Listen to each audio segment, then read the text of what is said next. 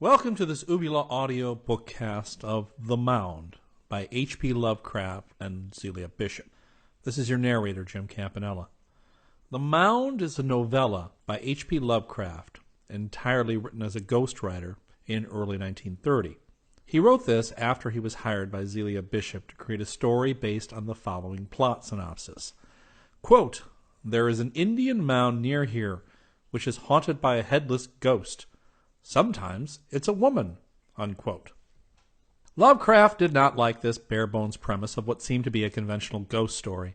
The outline was also so brief it allowed for a great deal of license, so he made it into a 30,000-word story about a mound that conceals a gateway to a subterranean civilization, the realm of K'un-Yan, into which one of the main characters enters and lives for a while. The story is one of only 3 by Lovecraft where a non-human culture is described in rich detail. The other 2 have already been presented by Uvula Audio and are At the Mountains of Madness and The Shadow Out of Time. The Mound is not well known as the other 2 since it was ghost-written for somebody else, but it is considered by scholars to possess the same high level of quality and imagination as Lovecraft's later stories. According to Wikipedia, the Mound in the story is located in Bingor, in Caddo County, which, unlike the fictional towns and locations in the majority of his works, is a real town about 60 miles southwest of Oklahoma City.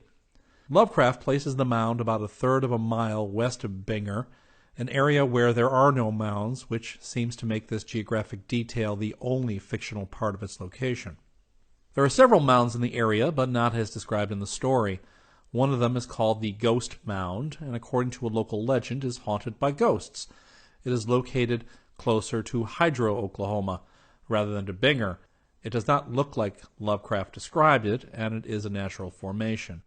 This is most likely the mound that inspired Zealia Bishop to present her story idea to Lovecraft. It is possible a second nearby mound, known as Dead Woman Mound, may also have inspired her. Unlike the first, there is no ghost story connected with it, though it gained its name when the buried body of a dead woman was found there. The story was not published during Lovecraft's lifetime. After his death, August Derleth abridged the story radically, and it was published in the November 1940 issue of Weird Tales. The abbreviated version was reprinted by Arkham House over the years until the original text was finally published in 1989 in The Horror in the Museum and other revisions, although some Lovecraft anthologies, such as The Loved Dead by Wordsworth Editions, continue to use the abridged Derleth version. Here we present the full, unabridged version of The Mound. Chapter 1. It is only within the last few years that most people have stopped thinking of the West as a new land. I suppose the idea gained ground because our own special civilization happens to be new there. But nowadays, explorers are digging beneath the surface and bringing up whole chapters of life that rose and fell among these plains and mountains before recorded history began. We think nothing of a Pueblo village 2,500 years old, and it hardly jolts us when archaeologists put the subpedregal culture of Mexico back to 17,000 or 18,000 B.C. We hear rumors of still older things, of primitive man contemporaneous with extinct animals, and known today only through a few fragmentary bones and artifacts, so the idea of newness is fading out pretty rapidly.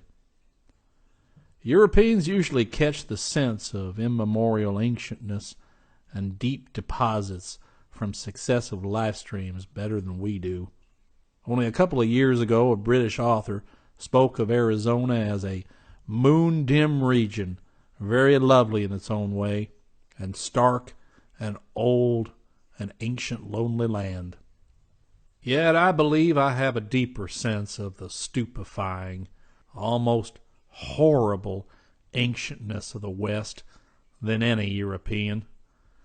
It all comes from an incident that happened in 1928, an incident which I'd greatly like to dismiss as three-quarters hallucination, but which has left such a frightfully firm impression on my memory I can't put it off very easily.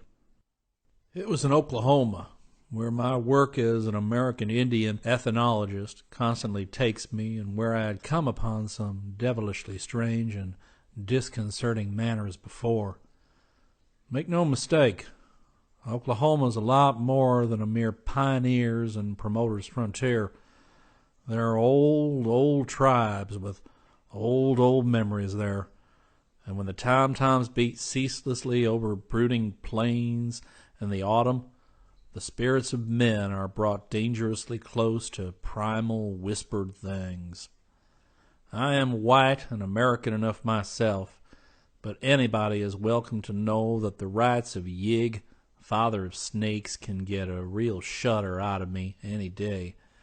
I have heard and seen too much to be sophisticated in such matters. And so it is with this incident in 1928. I'd like to laugh it off, but I can't. I'd gone into Oklahoma to track down and correlate one of the many ghost tales which were current among the white settlers, but which had strong Indian corroboration. And I felt sure an ultimate Indian source. They were very curious, these open-air ghost tales, and though they sounded flat and prosaic in the mouths of the white people, they had earmarks of linkage with some of the richest and obscurest phases of native mythology. All of them were woven around the vast, lonely, artificial-looking mounds in the western part of the state, and all of them involved apparitions of exceedingly strange aspect and equipment.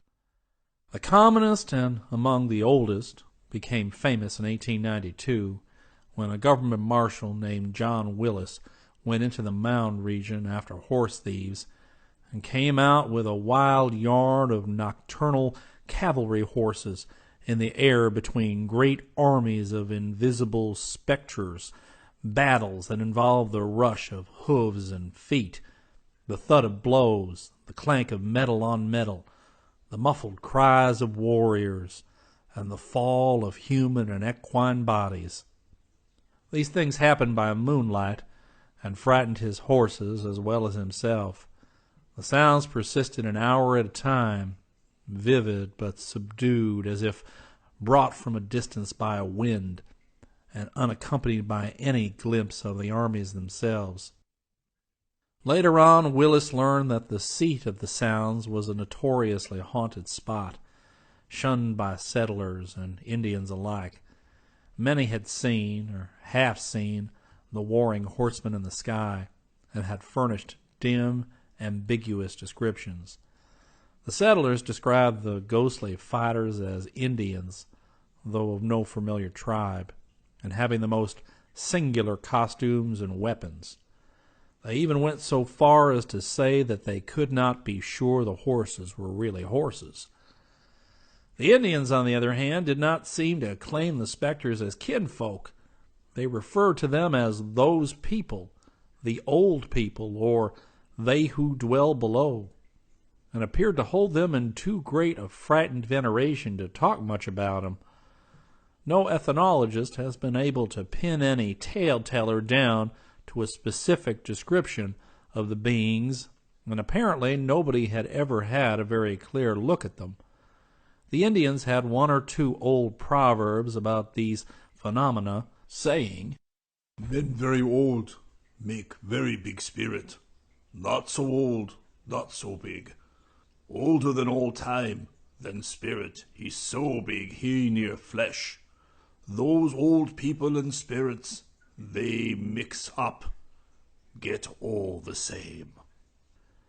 Now all of this, of course, is old stuff to an ethnologist, of a piece with the persistent legends of rich hidden cities and buried races which abound among the Pueblo and Plains Indians, and which lured Coronado centuries ago on his vain search for the fabled Quivira.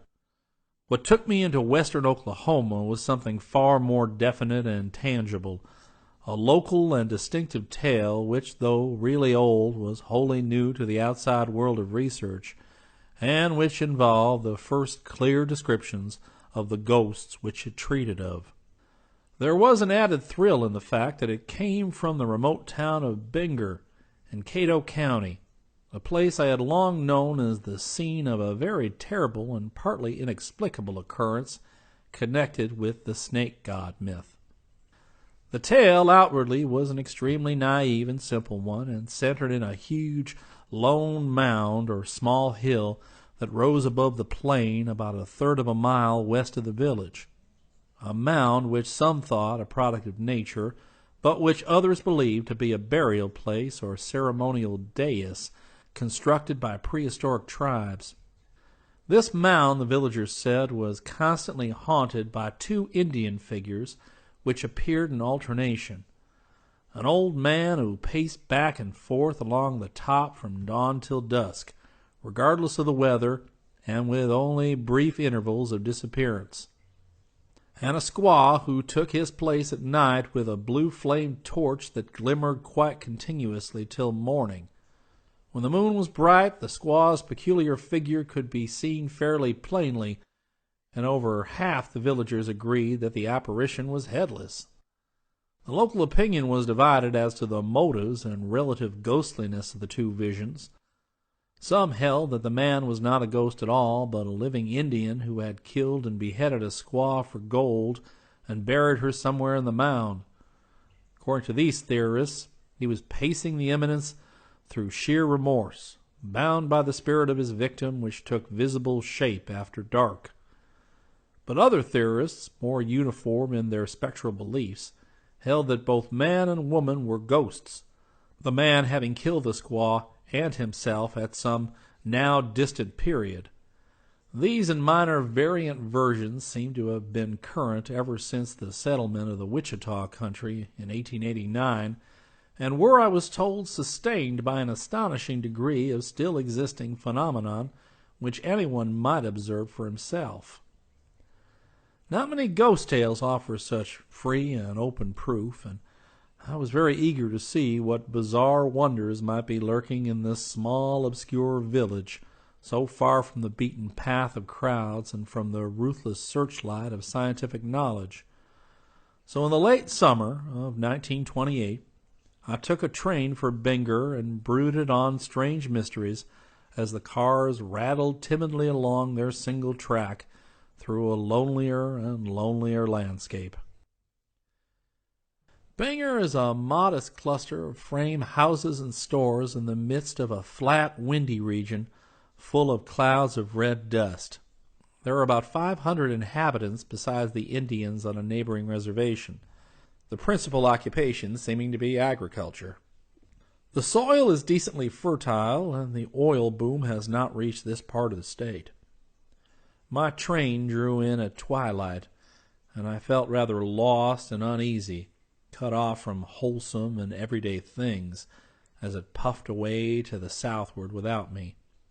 The station platform was filled with curious loafers, all of whom seemed eager to direct me when I asked for the man to whom I had letters of introduction. I was ushered along a commonplace main street whose rutted surface was red with the sandstone soil of the country, and finally delivered at the door of my prospective host. Those who had arranged things for me had done well, for Mr. Compton was a man of high intelligence and local responsibility, while his mother, who lived with him and was familiarly known as Grandma Compton, was one of the first pioneer generation and a veritable mine of anecdote and folklore. That evening the Comptons summed up for me all the legends current among the villagers, proving that the phenomenon I had come to study was indeed a baffling and important one. The ghosts, it seems, were accepted almost as a matter of course by everyone in Bangor. 2 generations had been born and grown up within sight of that queer, lone tumulus and its restless figures. The neighborhood of the mound was naturally feared and shunned, so that the village and the farms had not spread toward it in all the 4 decades of settlement. Yet venturesome individuals had several times visited it. Some had come back to report that they saw no ghosts at all when they neared the dreaded hill, that somehow the lone sentinel had stepped out of sight before they reached the spot, leaving them free to climb the steep slope and explore the flat summit. There was nothing up there, they said, merely a rough expanse of underbrush. Where the Indian watcher could have vanished to, they had no idea. He must, they reflected, have descended the slope and somehow managed to escape unseen along the plain, although there was no convenient cover within sight. At any rate, there did not appear to be any opening into the mound, a conclusion which was reached after considerable exploration of the shrubbery and tall grass on all sides. In a few cases, some of the more sensitive searchers declared that they felt a sort of invisible restraining presence, but they could describe nothing more definitive than that. It was simply as if the air thickened against them in the direction they wished to move. It is needless to mention that all these daring surveys were conducted by day. Nothing in the universe could have induced any human being, white or red, to approach that sinister elevation after dark. And indeed, no Indian would have thought of going near it, even in the brightest sunlight. But it was not from the tales of these sane, observant seekers that the chief terror of the Ghost Mound sprang. Indeed, had their experience been typical, the phenomenon would have bulked far less prominently in the local legendary.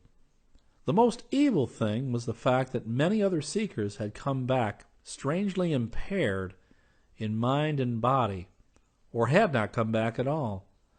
The first of these cases had occurred in 1891, when a young man named Heaton had gone with a shovel to see what hidden secrets he could unearth.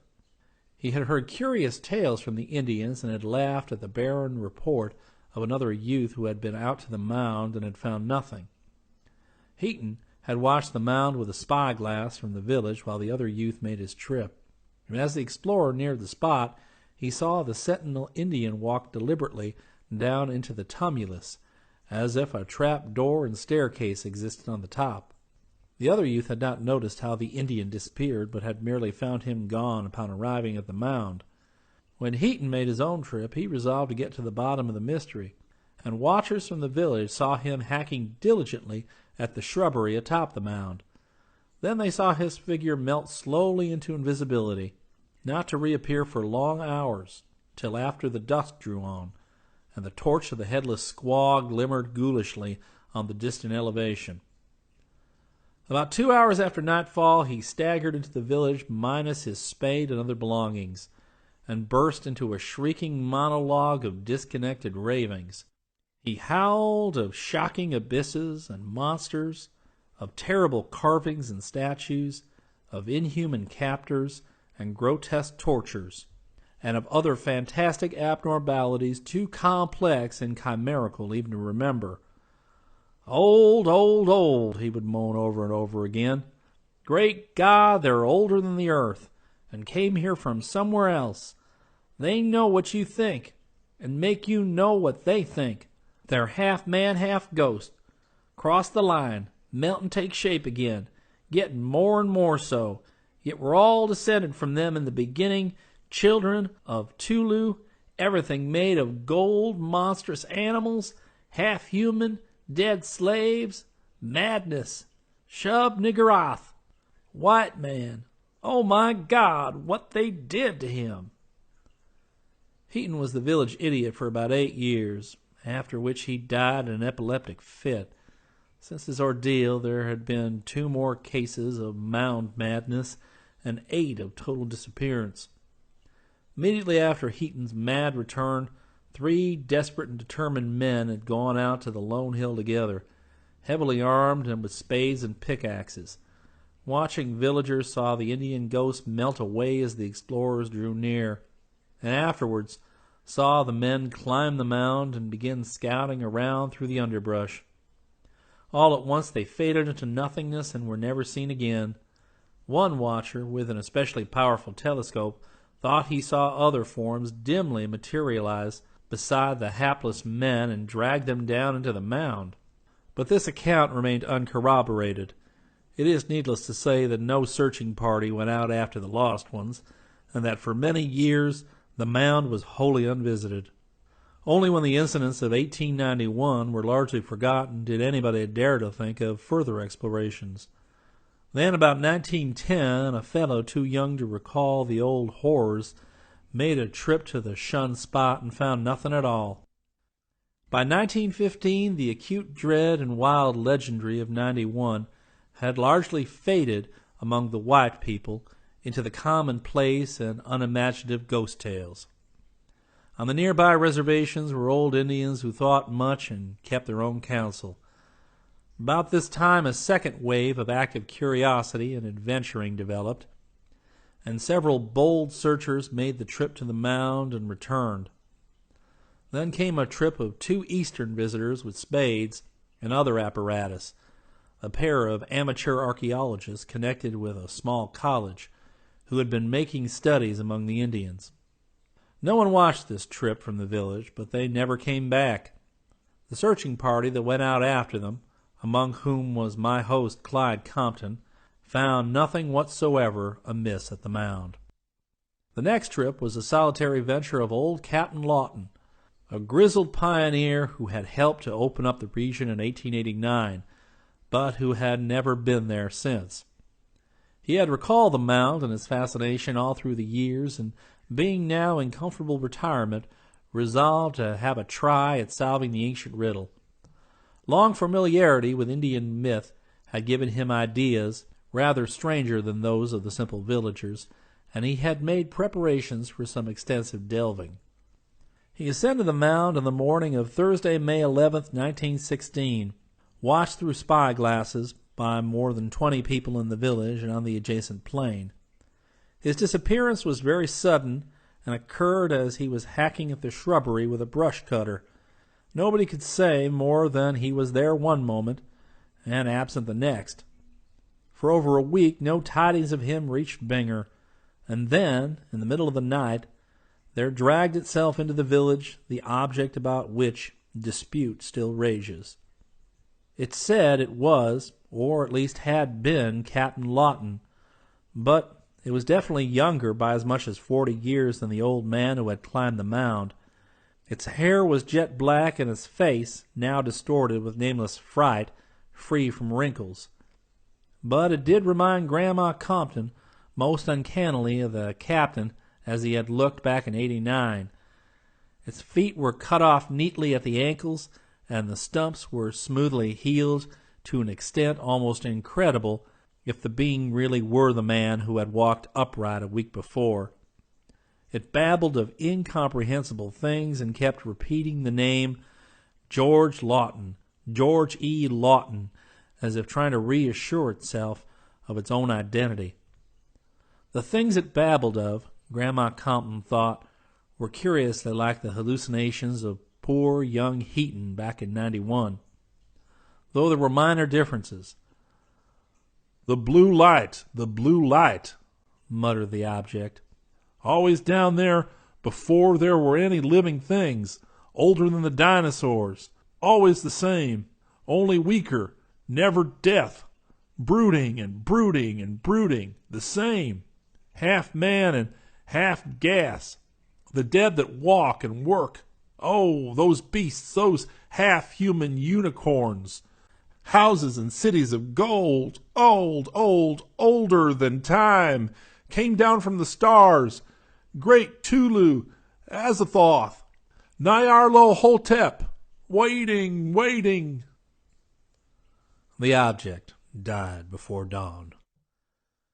Of course, there was an investigation, and the Indians at the reservation were grilled unmercifully, but they knew nothing and had nothing to say. At least none of them had anything to say except old Gray Eagle, a Wichita chieftain, whose more than a century of age put him above common fears. He alone deigned to grunt some advice. "You let 'em alone, white man. No good, those people. All under here, all under there, them old ones. Yig, the big father of snakes, be here. Yig is Yig. Tirawa, big father of men, he there. Tirawa is Tirawa. No die, no get old. Just same like air, just live and wait. One time they come out here, live and fight. Build dirt teepee. Bring up gold. They got plenty. Go off and make new lodges. Me, them, you, them. Then big waters come. All change. Nobody come out. Let nobody get in. Get in, no get out. You let them alone. You have no bad medicine. Red man no. He no get catch. White man meddle. He no come back. Keep way, little hills. No good. Gray Eagle say this. Joe Norton and Rance Wheelock had taken the old chief's advice. They would probably be here today, but they didn't. They were great readers and materialists and feared nothing in heaven or earth. They thought that some Indian friends had a secret headquarters inside the mound. They had been to the mound before, and now they went again to avenge old Captain Lawton, boasting that they'd do it if they had to tear the mountain down altogether.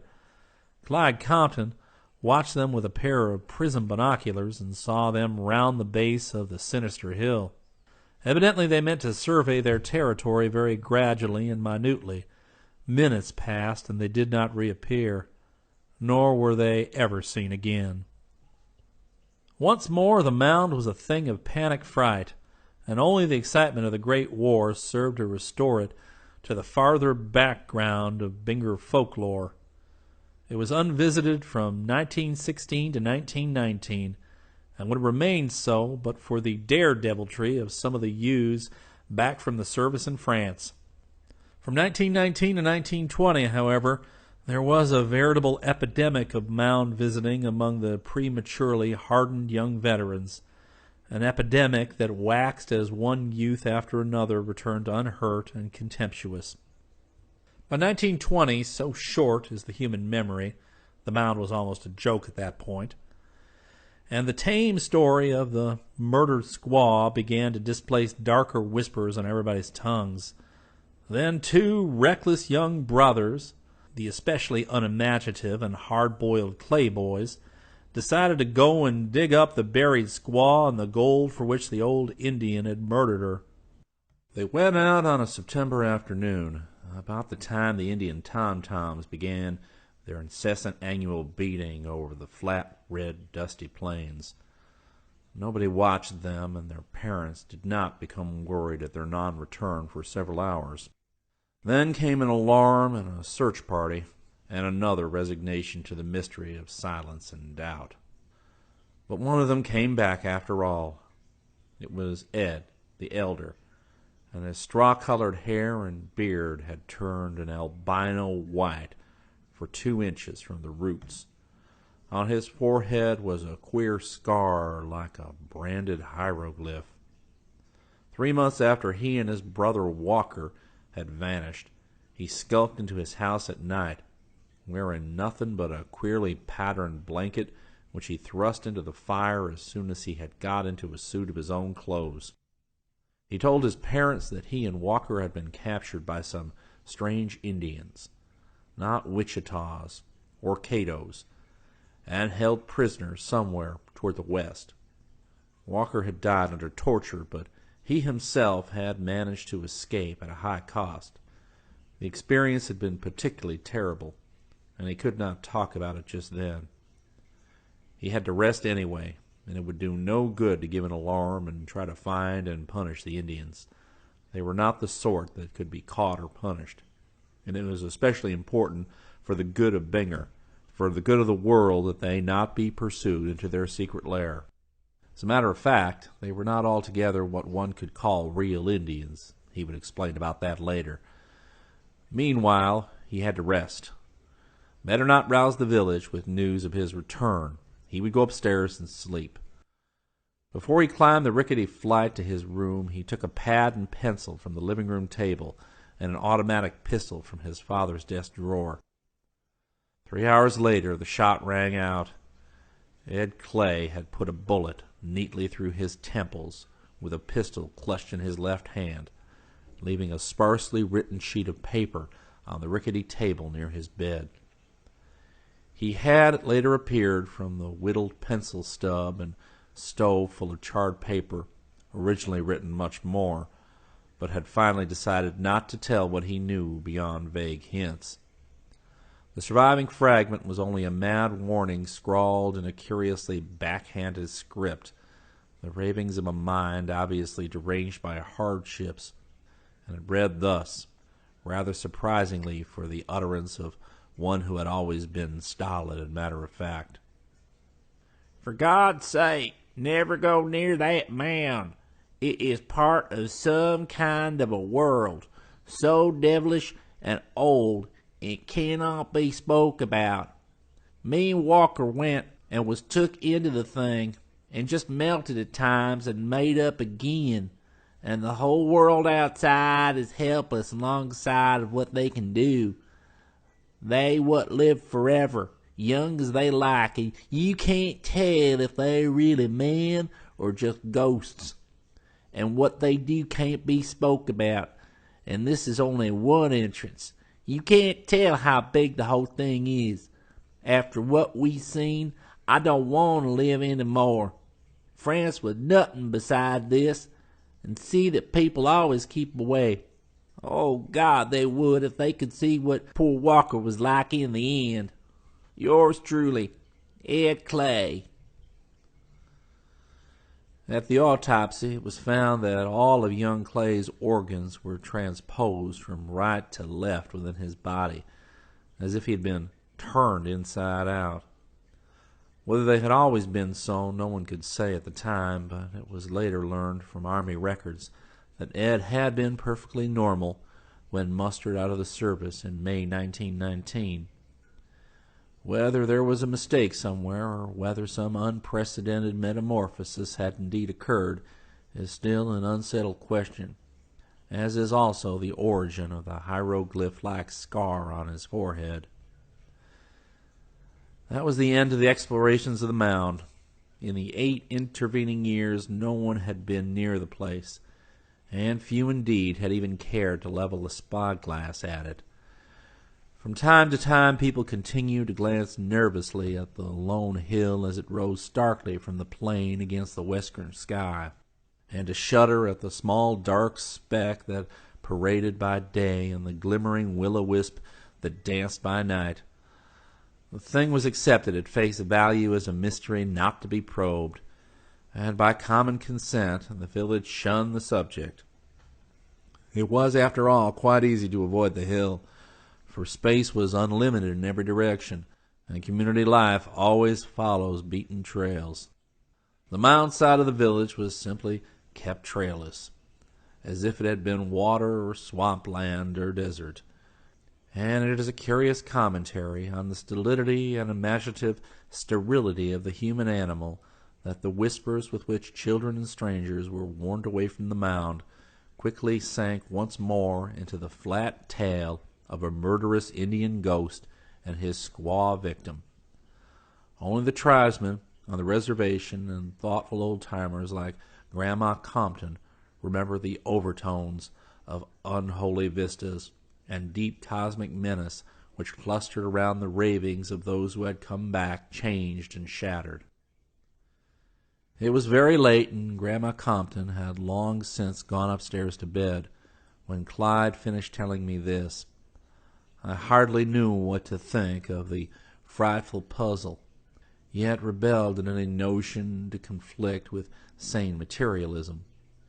What influence had brought madness or the impulse of flight and wandering to so many who had visited the mound? Though vastly impressed, I was spurred on rather than deterred. Surely I must get to the bottom of this matter, as well I might if I kept a cool head and an unbroken determination.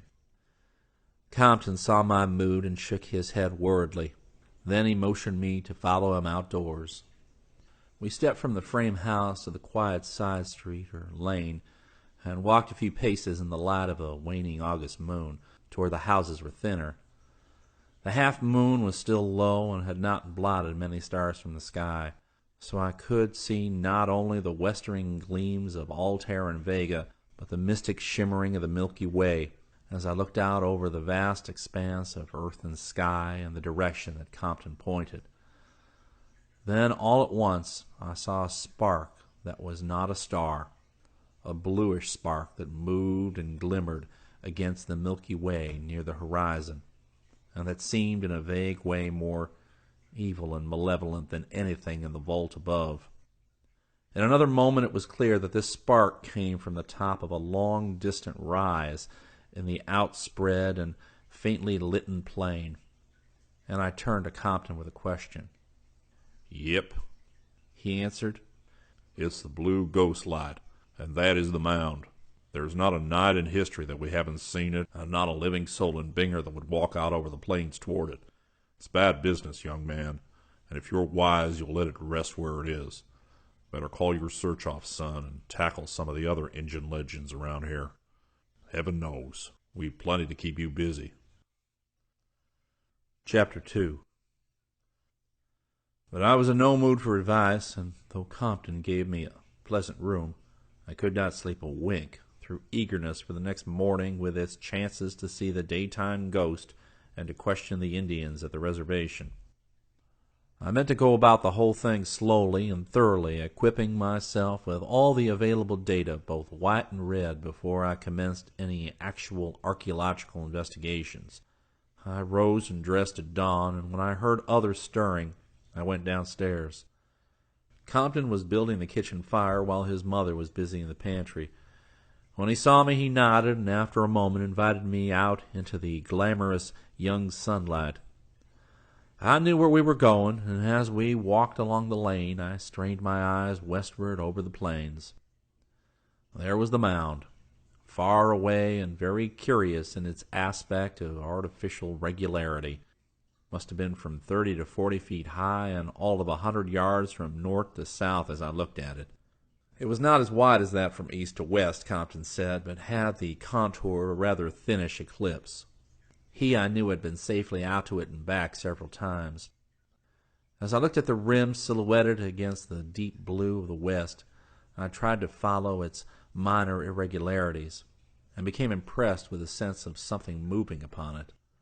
My pulse mounted a bit feverishly, and I seized quickly on the high-powered binoculars which Compton had quietly offered me.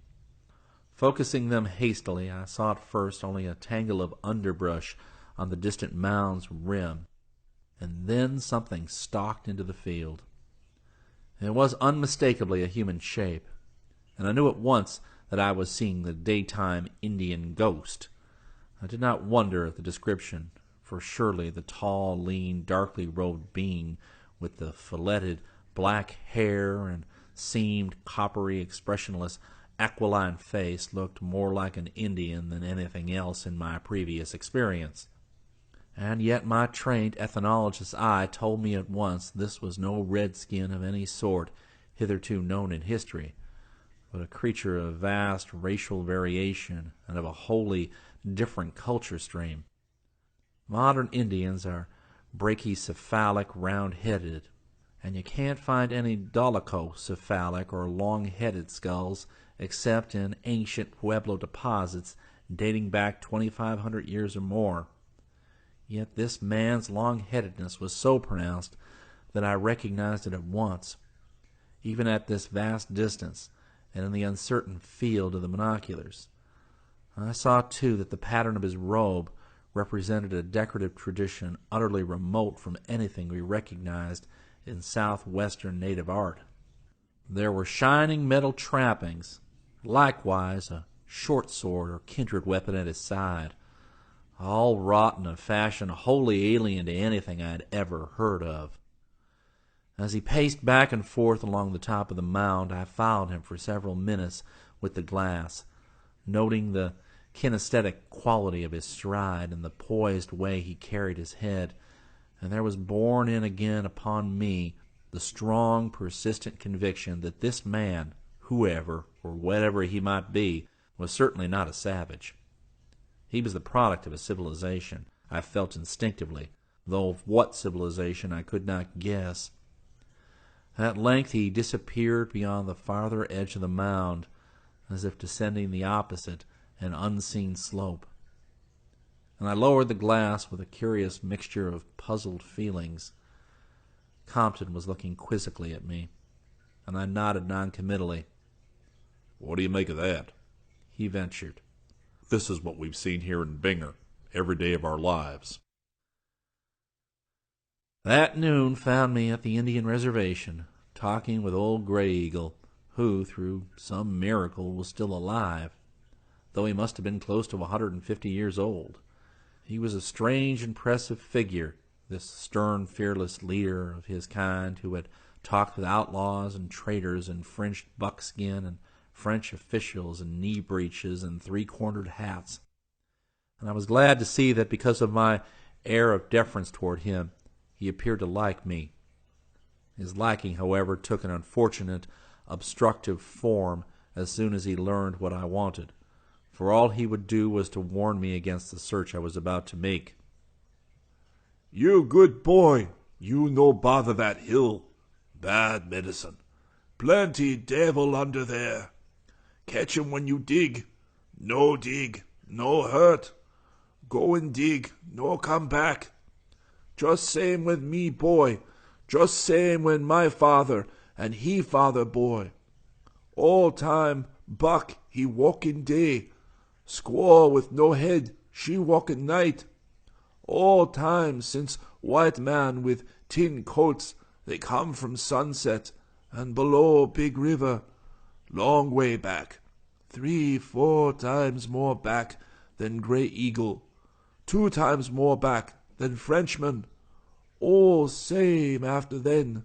More back than that, nobody go near little hills nor deep valleys with stone caves. Still more back, those old ones no hide, come out, make villages, bring plenty gold. Me, them, you, them. Then big waters come, all change. Nobody come out, let nobody in. Get in, no get out. They no die, no get old like Gray Eagle with valleys in face and snow on head. Just same like air. Some man, some spirit. Bad medicine. Sometimes at night, spirit come out on half man, half horse with horn, and fight where men once fight. Keep away them place. No good. You good boy. Go away. Let them old ones alone." That was all I could get out of the ancient chief, and the rest of the Indians would say nothing at all. But if I was troubled, Gray Eagle was clearly more so, for he obviously felt a real regret at the thought of my invading the region he feared so abjectly. As I turned to leave the reservation, he stopped me for a final ceremonial farewell, and once more tried to get my promise to abandon my search. When he saw he could not, he produced something half timidly from a buckskin pouch he wore, and extended it toward me very solemnly. It was a worn but finely minted metal disc, about 2 inches in diameter, oddly figured and perforated and suspended from a leathern cord. "You no promise? Then Gray Eagle no can tell what get you. But if anything help 'em, this good medicine. Come from my father, he get from his father. He get from his father all the way back, close to Tirawa, all men's father. My father say, you keep way from those old ones. Keep way from little hills and valleys with stone caves. But if old ones, they come out to get you, then you show 'em this medicine. They know, they make him long way back. They look, then they no do such bad medicine maybe. But no one can tell. You just keep way, just the same. Then no good. No tell what they do."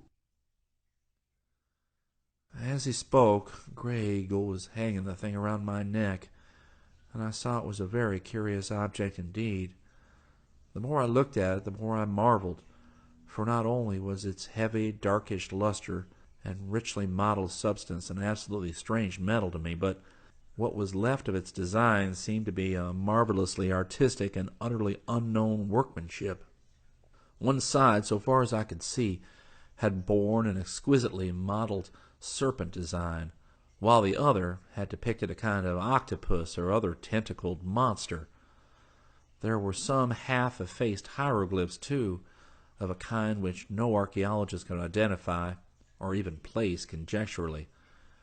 With Grey Eagle's permission, I later had expert historians, anthropologists, geologists, and chemists pass carefully upon the disk, but from them I obtained only a chorus of bafflement.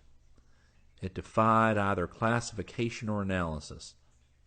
The chemists called it an amalgam of unknown metallic elements of some heavy atomic weight, and one geologist suggested that the substance must be of meteoric origin, shot from unknown gulfs of interstellar space. Whether it really saved my life or sanity or existence as a human being, I cannot attempt to say, but Grey Eagle is sure of it. He has it again now, and I wonder if it has any connection with his inordinate age. All his fathers who had it lived far beyond the century mark, perishing only in battle. Is it possible that Grey Eagle, if kept from accidents, will never die? But I'm ahead of my story. When I returned to the village, I tried to secure more MOUND lore, but found only excited gossip and opposition. It was really flattering to see how solicitous the people were about my safety, but I had to set their almost frantic remonstrances aside. I showed them Grey Eagle's charm, but none of them had ever heard of it before or seen anything even remotely like it. They agreed that it could not be an Indian relic, and imagined that the old chief's ancestors must have obtained it from some trader. When they saw that they could not deter me from my trip, the Binger citizens sadly did what they could to aid my outfitting. Having known before my arrival the sort of work to be done, I had most of my supplies already with me: machete and trench knife for shrub clearing and excavating, electric torches for any underground phase which might develop, rope, field glasses, tape measure, microscope, and incidentals for emergencies, as much, in fact, as might be comfortably stowed in a convenient handbag. To this equipment I added only the heavy revolver which the sheriff forced upon me, and the pick and shovel which I thought might expedite my work. I decided to carry these latter things slung over my shoulder with a stout cord, for I soon saw that I could not hope for any helpers or fellow explorers. The village would watch me, no doubt, with all its available telescopes and field glasses, but it would not send any citizens so much as a yard over the flat plain toward the lone hillock. My start was timed for early the next morning, and all the rest that day I was treated with the awed and uneasy respect which people give a man about to set out for certain doom. Volume 2. When morning came, a cloudy though not threatening morning, the whole village turned out to see me start across the dust-blown plain. Binoculars showed the lone man at his usual pacing on the mound, and I resolved to keep him in sight as steadily as possible during my approach. At the last moment a vague sense of dread oppressed me, and I was just weak and whimsical enough to let Grey Eagle's talisman swing on my chest in full view of any beings or ghosts who might be inclined to heed it. Bidding au revoir to Compton and his mother, I started off at a brisk stride, despite the bag in my left hand and the clanking pick and shovel strapped to my back, holding my field glass in my right hand and taking a glance at the silent pacer from time to time. As I neared the mound, I saw the man very clearly, and fancied I could trace an expression of infinite evil and decadence on his seamed, hairless features. I was startled, too, to see that his goldenly gleaming weapon case bore hieroglyphs very similar to those on the unknown talisman I wore. All the creature's costume and trappings bespoke exquisite workmanship and cultivation. Then, all too abruptly, I saw him start down the farther side of the mound and out of sight. When I reached the place, about 10 minutes after I set out, there was nobody there.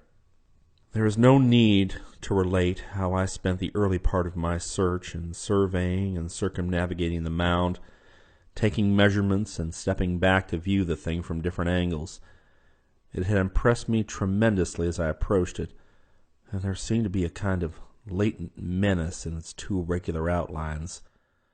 It was the only elevation of any sort on the wide level plain, and I could not doubt for a moment that it was an artificial tumulus. The steep side seemed wholly unbroken, and without marks of human tenancy or passage. There were no signs of a path toward the top, and, burdened as I was, I managed to scramble up only with considerable difficulty. When I reached the summit, I found a roughly level elliptical plateau about 300 by 50 feet in dimensions, uniformly covered with rank grass and dense underbrush, and utterly incompatible with the constant presence of a pacing sentinel. This condition gave me a real shock, for it showed beyond question that the old Indian, vivid though he seemed, could not be other than a collective hallucination. I looked about with considerable perplexity and alarm, glancing wistfully back at the village and the mass of black dots which I knew was the watching crowd. Training my glass upon them, I saw that they were studying me avidly with their glasses. So as to reassure them, I waved my cap in the air with a show of jauntiness which was far from what I was feeling. Then, settling to my work, I flung down pick, shovel, and bag, taking my machete from the latter and commencing to clear away the underbrush. It was a weary task, and now and then I felt a curious shiver as if some perverse gust of wind arose to hamper my motion with a skill approaching deliberateness.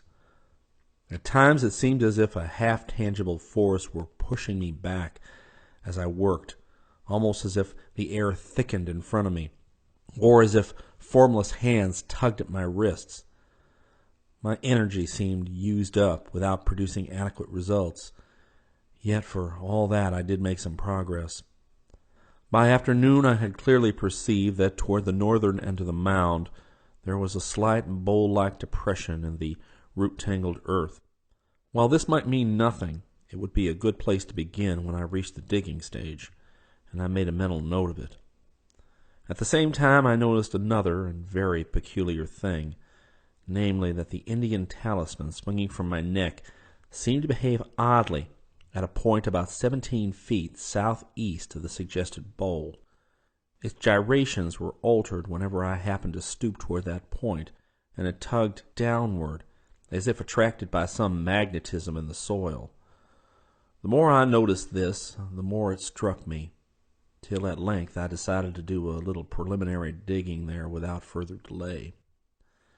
As I turned up the soil with my trench knife, I could not help wondering at the relative thinness of the reddish regional layer. The country as a whole was all red sandstone earth, but here I found a strange black loam, less than a foot down. It was such soil as one finds in the strange deep valleys farther west and south, and must surely have been brought from a considerable distance in the prehistoric age when the mound was reared. Kneeling and digging, I felt the leathern cord around my neck tug harder and harder, as something in the soil seemed to draw the heavy metal talisman more and more. Then I felt my implements strike a hard surface, and wondered if a rock layer rested beneath. Prying about with the trench knife, I found that such was not the case. Instead, to my intense surprise and feverish interest, I brought up a mold-clogged, heavy object of cylindrical shape, about a foot long and 4 inches in diameter, to which my hanging talisman clove with glue-like tenacity. I cleared off the black loam, my wonder and tension increased at the bas-reliefs revealed by that process. The whole cylinder, ends and all, was covered with figures and hieroglyphs, and I saw with growing excitement that these things were the same unknown tradition as those on Grey Eagle's charm, and on the yellow metal trappings of the ghost I had seen through my binoculars. Sitting down, I further cleaned the magnetic cylinder against the rough corduroy of my knickerbockers, and observed that it was made of the same heavy, lustrous metal as the charm. Hence, no doubt, the singular attraction. The carvings and chasings were very strange and very horrible. nameless monsters and designs fraught with insidious evil, and all were of the very highest finish and craftsmanship.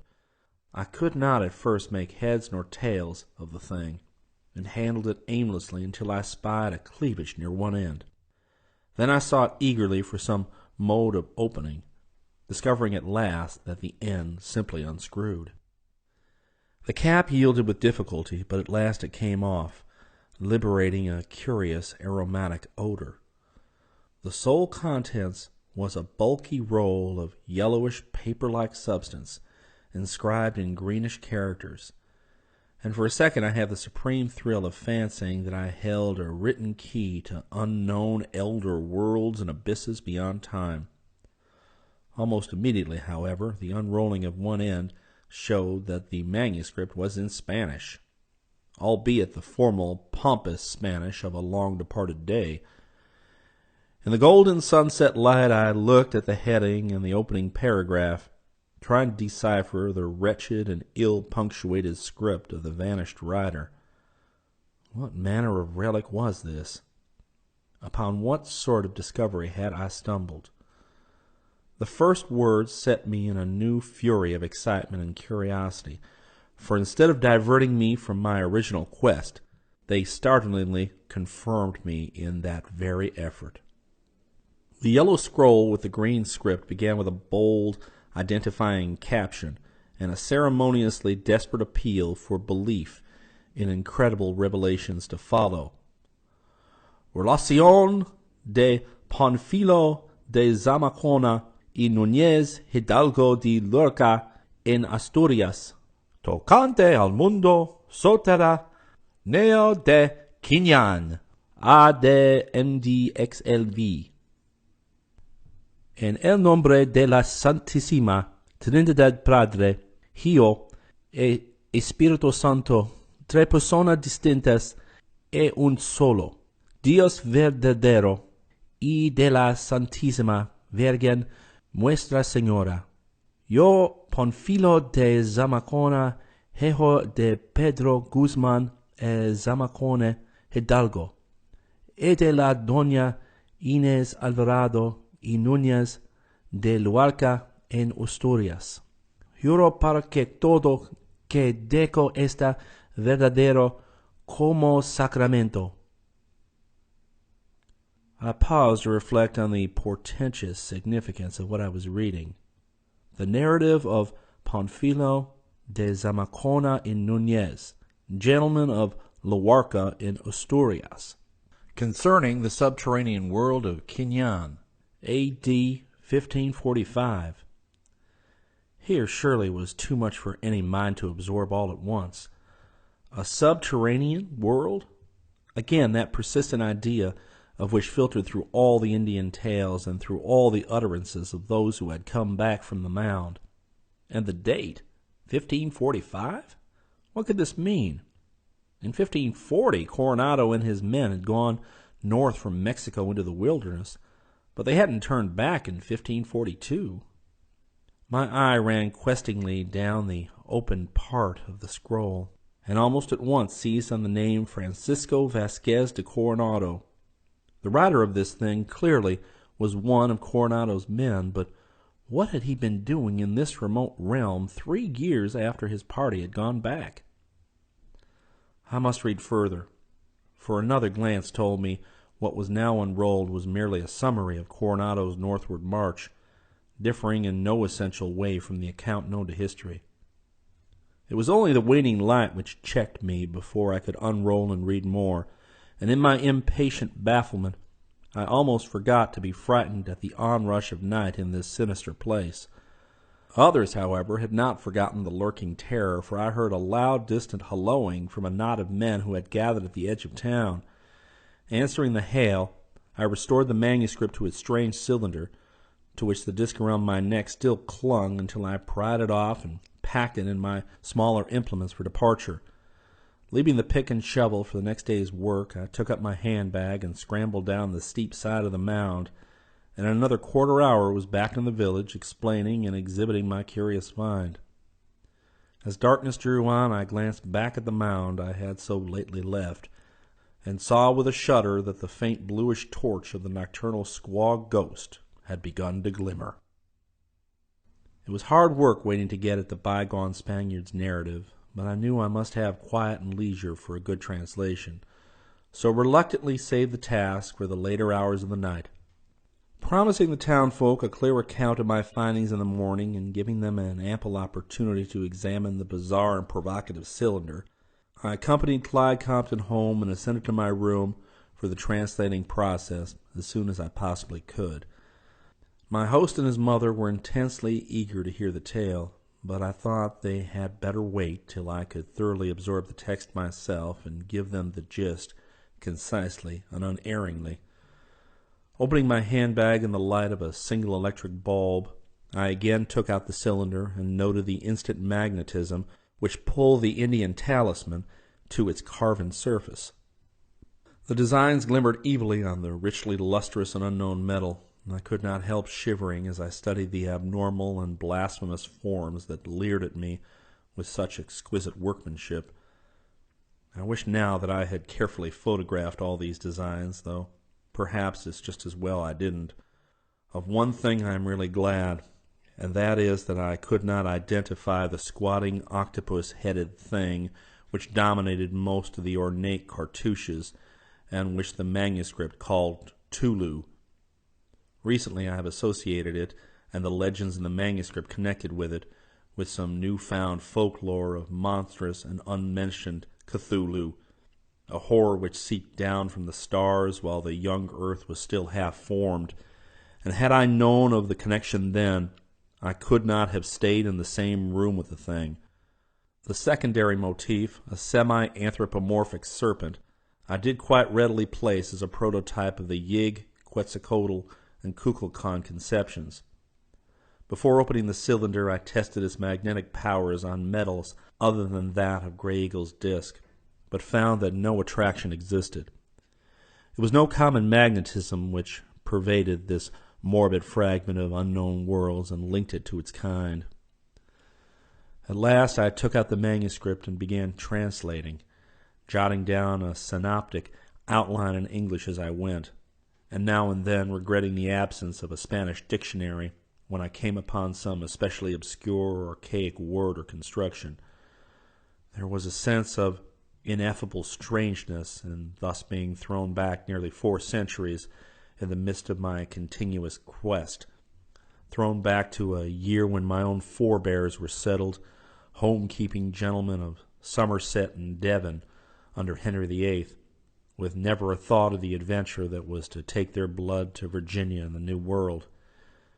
The sense of a throwback was all the stronger because I felt instinctively that the common problem of the Spaniard and myself was one of such abysmal timelessness, of such unholy and unearthly eternity, that the scant 400 years between us bulked as nothing in comparison. It took no more than a single look at that monstrous and insidious cylinder to make me realize the dizzying gulfs that yawned between all men of the known earth and the primal mysteries that it represented. Before that gulf, Panfilo de Zamacona and I stood side by side, just as Aristotle and I, or Cheops and I, might have stood. Chapter 3. Of his youth in Laraca, a small placid port on the Bay of Biscay, Zamacona told little. He had been a wild and younger son and had come to New Spain in 1532 when only 20 years old.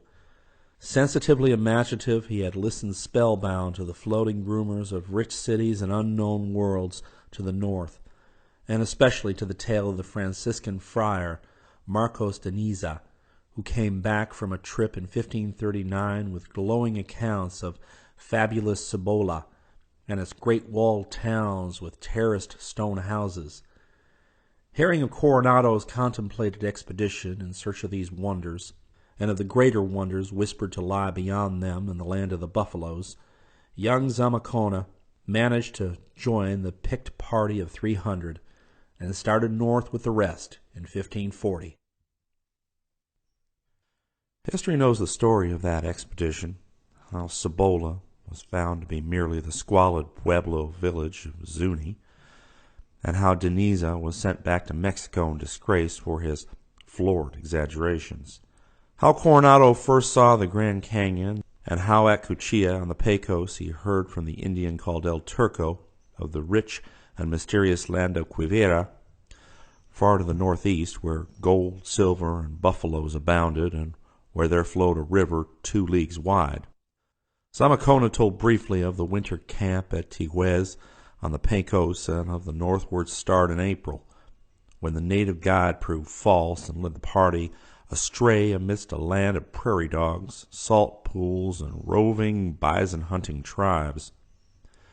When Coronado dismissed his larger force and made his final 42-day march with a very small and select detachment, Zamacona managed to be included in the advancing party. He spoke of the fertile country and of the great ravines with trees visible only from the edge of their steep banks, and of how all the men lived solely on buffalo meat. And then came mention of the expedition's farthest limit, of the presumable but disappointing land of Quivira, with its villages of grass houses, its brooks and rivers, its good black soil, its plums, nuts, grapes, and mulberries, and its maize-growing and copper-using Indians. The execution of El Turco, the false native guide, was casually touched upon, and there was a mention of the cross which Coronado raised on the bank of a great river in the autumn of 1541, a cross bearing the inscription, "Thus far came the great general Francisco Vasquez de Coronado." This supposed Quivira lay about the 40th parallel of north latitude, and I see that quite lately the New York archaeologist Dr. Hodge has identified it with the course of the Arkansas River through Barton and Rice counties, Kansas. It is the old home of the Wichitas, before the Sioux drove them south into what is now Oklahoma, and some of the grass house village sites have been found and excavated for artifacts. Coronado did considerable exploring hereabouts, led hither and thither by the persistent rumors of rich cities and hidden worlds which floated fearfully around on the Indians' tongues. These northerly natives seemed more afraid and reluctant to talk about the rumored cities and worlds than the Mexican Indians had been, and yet at the same time seemed as if they could reveal a good deal more than the Mexicans had they been willing or dared to do so. Their vagueness exasperated the Spanish leader, and after many disappointing searches, he began to be very severe toward those who brought him stories. Zamacona, more patient than Coronado, found the tales especially interesting, and learned enough of the local speech to hold long conversations with a young buck named Charging Buffalo, whose curiosity had led him into much stranger places than any of his fellow tribesmen had dared to penetrate. It was Charging Buffalo who told Zamacona of the queer stone doorways, gates, or cave mouths at the bottom of some of those deep, steep wooded ravines which the party had noticed on the northward march. These openings, he said, were mostly concealed by shrubbery, and few had entered them for untold eons. Those who went to where they led never returned, or in a few cases returned mad or curiously maimed. But all this was legend, for nobody was known to have gone more than a limited distance inside any of them, within the memory of the grandfathers of the oldest living men. Charging Buffalo himself had probably been farther than anyone else, and he had seen enough to curb both his curiosity and his greed for the rumored gold below. Beyond the aperture he had entered, there was a long passage running crazily up and down and round about, and covered with frightful carvings of monsters and horrors that no man had ever seen. At last, after untold miles of windings and descents, there was a glow of terrible blue light, and the passage opened upon a shocking nether world. About this the Indian would say no more, for he had seen something that had sent him back in haste. But the golden cities must be somewhere down there, he added, and perhaps a white man with the magic of the thunderstick might succeed in getting them. He would not tell the big chief Coronado what he knew, for Coronado would not listen to Indian talk any more. Yes, he could show Zamacona the way if the white man would leave the party and accept his guidance, but he would not go inside the opening with the white man. It was bad in there. The place was about 5 days' march to the south, near the region of the great mounds. These mounds had something to do with the evil world down there. They were probably ancient closed-up passages to it. For once the old ones below had colonies on the surface and had traded with men everywhere, even in the lands that had sunk under the big waters. It was when these lands had sunk that the old ones closed themselves up below and refused to deal with surface people. The refugees from the sinking places had told them that the gods of outer earth were against men, and that no men could survive on the outer earth unless they were demons in league with the evil gods. That's why they shut out all surface folk and did fearful things to any who ventured down where they dwelt. There had been sentries once at the various openings, but after ages they were no longer needed. Not many people cared to talk about the hidden old ones, and the legends about them would probably have died out but for certain ghostly reminders of their presence now and then.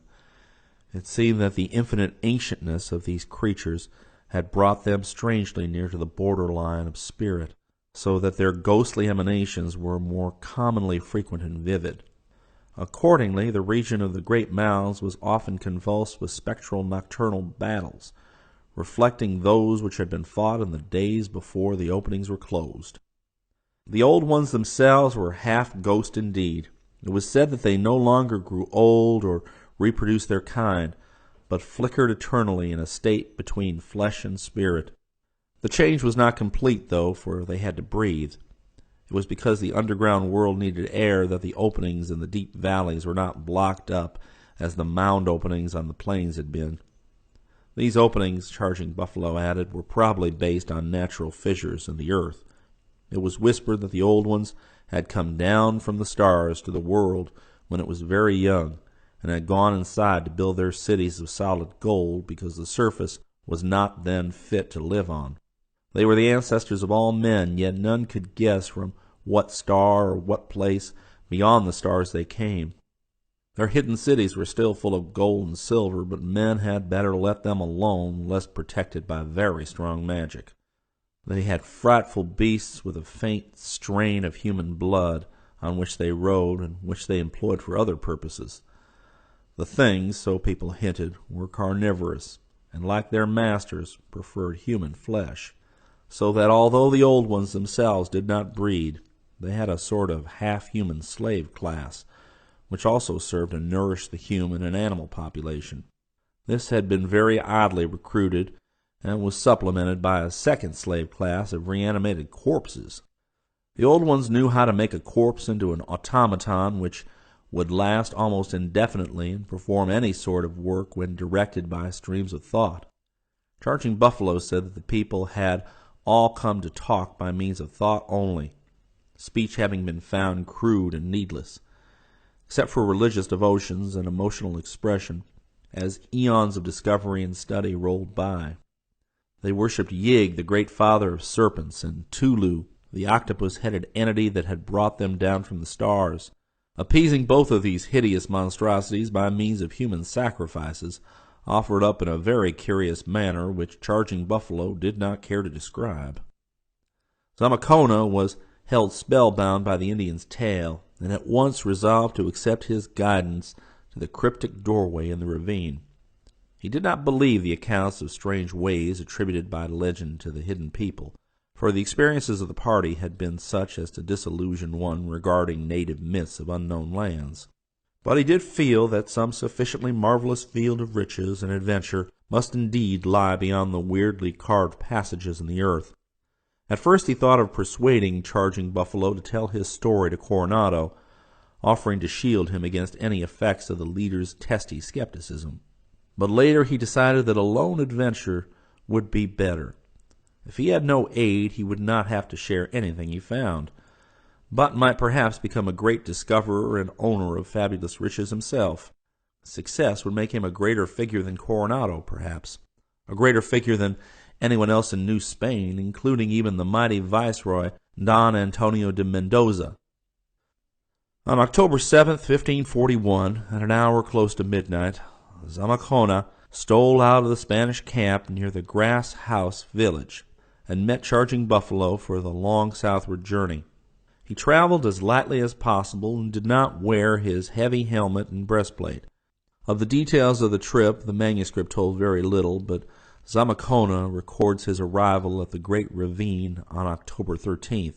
The descent of the thickly wooded slope took no great time, and though the Indian had trouble in locating the shrubbery-hidden stone door again amidst the twilight of that deep gorge, the place was finally found. It was a very small aperture, as doorways go, formed of monolithic sandstone jambs and lintel, and bearing signs of nearly effaced and now undecipherable carvings. Its height was perhaps 7 feet, and its width not more than 4. There were drilled places in the jambs which argued the bygone presence of a hinged door or gate, but all other traces of such a thing had long since vanished. At the sight of this black gulf, Charging Buffalo displayed considerable fear and threw down his pack of supplies with signs of haste. He had provided Zamacona with a good stock of resinous torches and provisions, and had guided him honestly and well, but he refused to share in the venture that lay ahead. Zamacona gave him the trinkets he had kept for such an occasion, and obtained his promise to return to the region in a month, afterwards showing the way southward to the Pecos Pueblo villages. A prominent rock on the plain above them was chosen as a meeting place, the one arriving first to pitch camp until the other should arrive. In the manuscript, Zamacona expressed a wistful wonder as to the Indian's length of waiting at the rendezvous, for he himself would never keep that tryst. At the last moment, Charging Buffalo tried to dissuade him from his plunge into the darkness, but soon found it was futile, and gestured a stoical farewell. Before lighting his first torch and entering the opening with his ponderous pack, the Spaniard watched the lean form of the Indian scrambling hastily and rather relievedly upward among the trees. It was the cutting of his last link with the world, though he did not know that he was never to see a human being, in the accepted sense of that term, again. Zamacona felt no immediate premonition of evil upon entering that ominous doorway, though from the first he was surrounded by a bizarre and unwholesome atmosphere. The passage, slightly taller and wider than the aperture, was for many yards a level tunnel of cyclopean masonry, with heavily worn flagstones underfoot and grotesquely carved granite and sandstone blocks in sides and ceiling. The carvings must have been loathsome and terrible indeed, to judge from Zamacona's description, according to which most of them revolved around the monstrous beings Yig and Tulu. They were unlike anything the adventurer had ever seen before, though he added that the native architecture of Mexico came closest to them of all the things in the outer world. After some distance, the tunnel began to dip abruptly, and irregular natural rock appeared on all sides. The passage seemed only partially artificial, and decorations were limited to occasional cartouches with shocking bas-reliefs.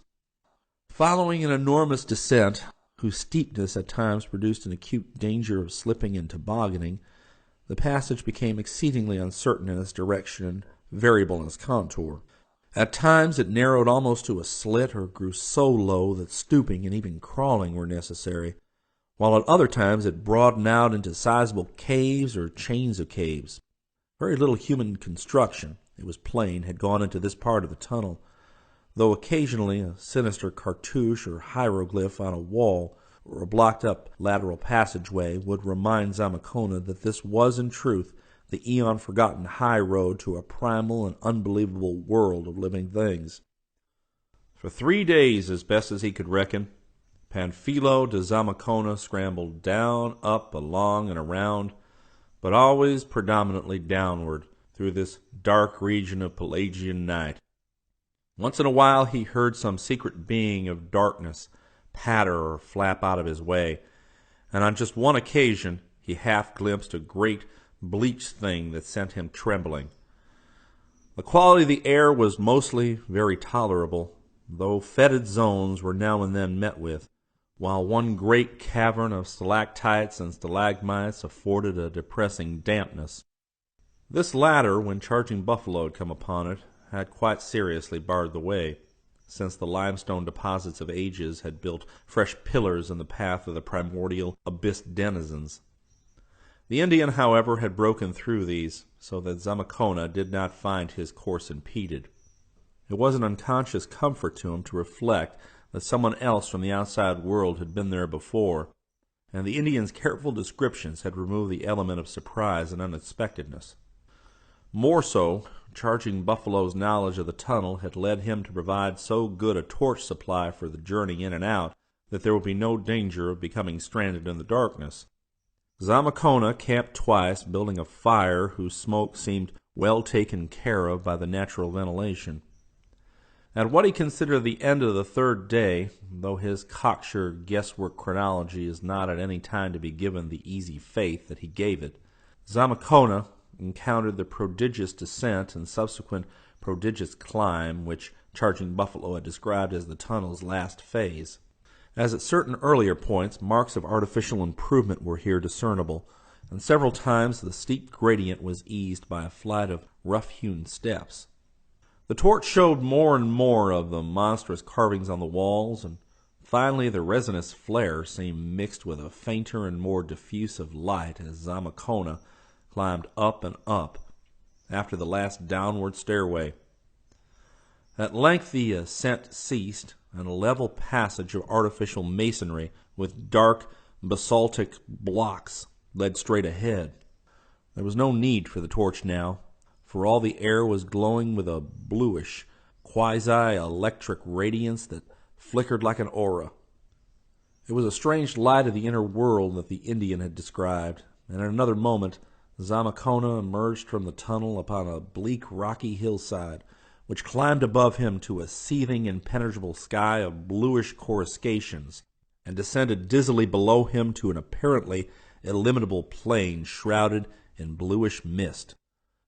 He had come to the unknown world at last, and from his manuscript it is clear that he viewed the formless landscape as proudly and exaltedly as ever his fellow countryman Balboa viewed the new-found Pacific from that unforgettable peak in Darien. Charging Buffalo had turned back at this point, and driven by fear of something which he would only describe vaguely and evasively as a herd of bad cattle, neither horse nor buffalo, but like the things the mound spirits rode at night. But Zamacona could not be deterred by any such trifle.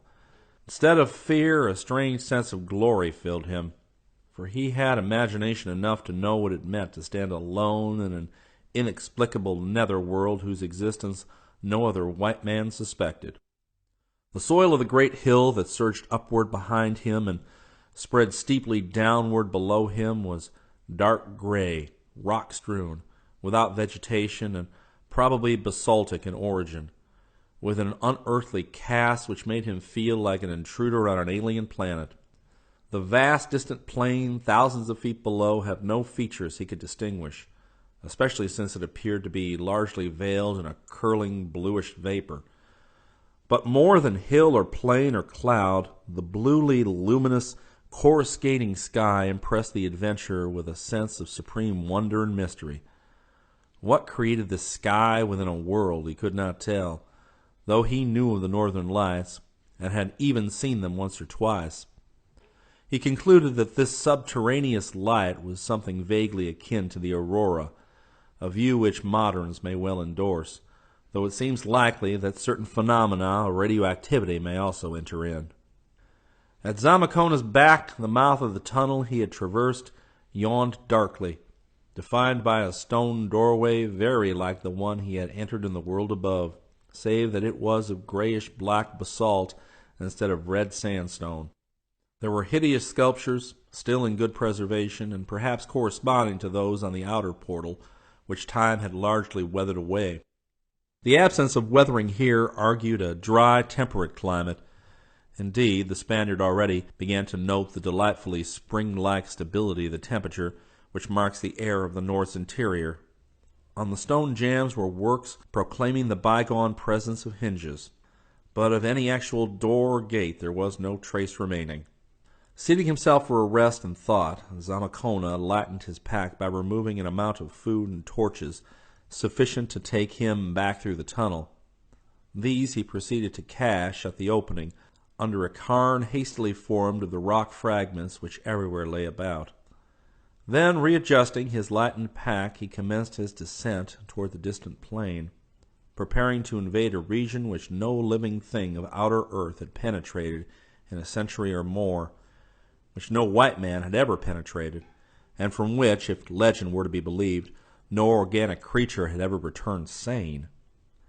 Zamacona strode briskly along down the steep, interminable slope, his progress checked at times by the bad walking that came from loose rock fragments or by the excessive precipitousness of the grade. The distance of the mist-shrouded plain must have been enormous, for many hours' walking brought him apparently no closer to it than he had been before. Behind him was always the great hill stretching upward into a bright aerial sea of bluish coruscations. Silence was universal, so that his own footsteps and the fall of stones that he dislodged struck on his ears with startling distinctness. It was at what he regarded as about noon that he first saw the abnormal footprints, which set him to thinking of Charging Buffalo's terrible hints, precipitate flight, and strangely abiding terror. The rock-strewn nature of the soil gave few opportunities for tracks of any kind, but at one point a rather level interval had caused the loose detritus to accumulate in a ridge, leaving a considerable area of dark gray loam absolutely bare. Here, in a rambling confusion, indicating a large herd aimlessly wandering, Zamacona found the abnormal prints. It is to be regretted that he could not describe them more exactly, but the manuscript displayed far more vague fear than accurate observation. Just what it was that so frightened the Spaniard can only be inferred from his later hints regarding the beasts. He referred to the prints as not hooves, not hands, nor feet, nor precisely paws, nor so large as to cause alarm on that account. Just why or how long ago the things had been there was not easy to guess. There was no vegetation visible, hence grazing was out of the question. But of course, if the beasts were carnivorous, they might well have been hunting smaller animals whose tracks their own would tend to obliterate. Glancing backwards from this plateau to the heights above, Zamacona thought he detected traces of a great winding road which had once led from the tunnel downwards to the plain. One could get the impression of this former highway only from a broad panoramic view, since a trickle of loose rock fragments had long ago obscured it. But the adventurer felt none the less certain that it existed. It had not probably been an elaborately paved trunk route, for the small tunnel it reached seemed scarcely like a main avenue to the outer world. In choosing a straight path of descent, Zamacona had not followed its curving course, though he must have crossed it once or twice. With his attention now called to it, he looked ahead to see if he could trace it downward toward the plain, and this he finally thought he could do. He resolved to investigate its surface when next he crossed it, and perhaps to pursue its line for the rest of the way if he could distinguish it. Having resumed his journey, Zamacona came some time later upon what he thought was a bend in the ancient road. There were signs of grading and some primal attempt at rock surfacing, but not enough was left to make the route worth following. While rummaging about in the soil with his sword, the Spaniard turned up something that glittered in the eternal blue daylight, and was thrilled to behold a kind of coin or medal of a dark, unknown, lustrous metal, with hideous designs on each side. It was utterly and bafflingly alien to him, and from his description I have no doubt it was a duplicate of the talisman given to me by Grey Eagle almost 4 centuries afterwards. Pocketing it after a long and curious examination, he strode onward, finally pitching camp at an hour which he guessed to be the evening in the outer world.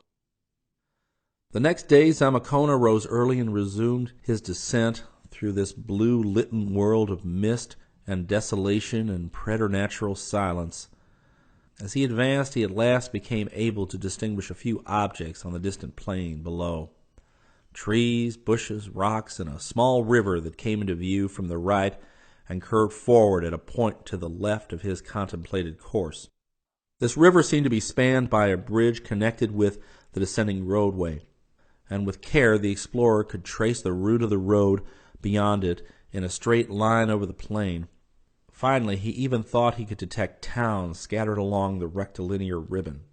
towns whose left-hand edges reached the river and sometimes crossed it. Where such crossings occurred, he saw as he descended, there were always signs of bridges, either ruined or surviving. He was now in the midst of sparse grassy vegetation and saw that below him the growth became thicker and thicker. The road was easier to define now, since its surface discouraged the grass which the looser soil supported. Rock fragments were less frequent, and the barren, upward vista behind him looked bleak and forbidding in contrast to his present milieu. It was on this day that he saw the blurred mass moving over the distant plain. Since his first sight of the sinister footprints, he had met with no more of these, but something about that slowly and deliberately moving mass peculiarly sickened him. Nothing but a herd of grazing animals could move just like that, and after seeing the footprints, he did not wish to meet the things which had made them. Still, the moving mass was not near the road, and his curiosity and greed for fabled gold were great.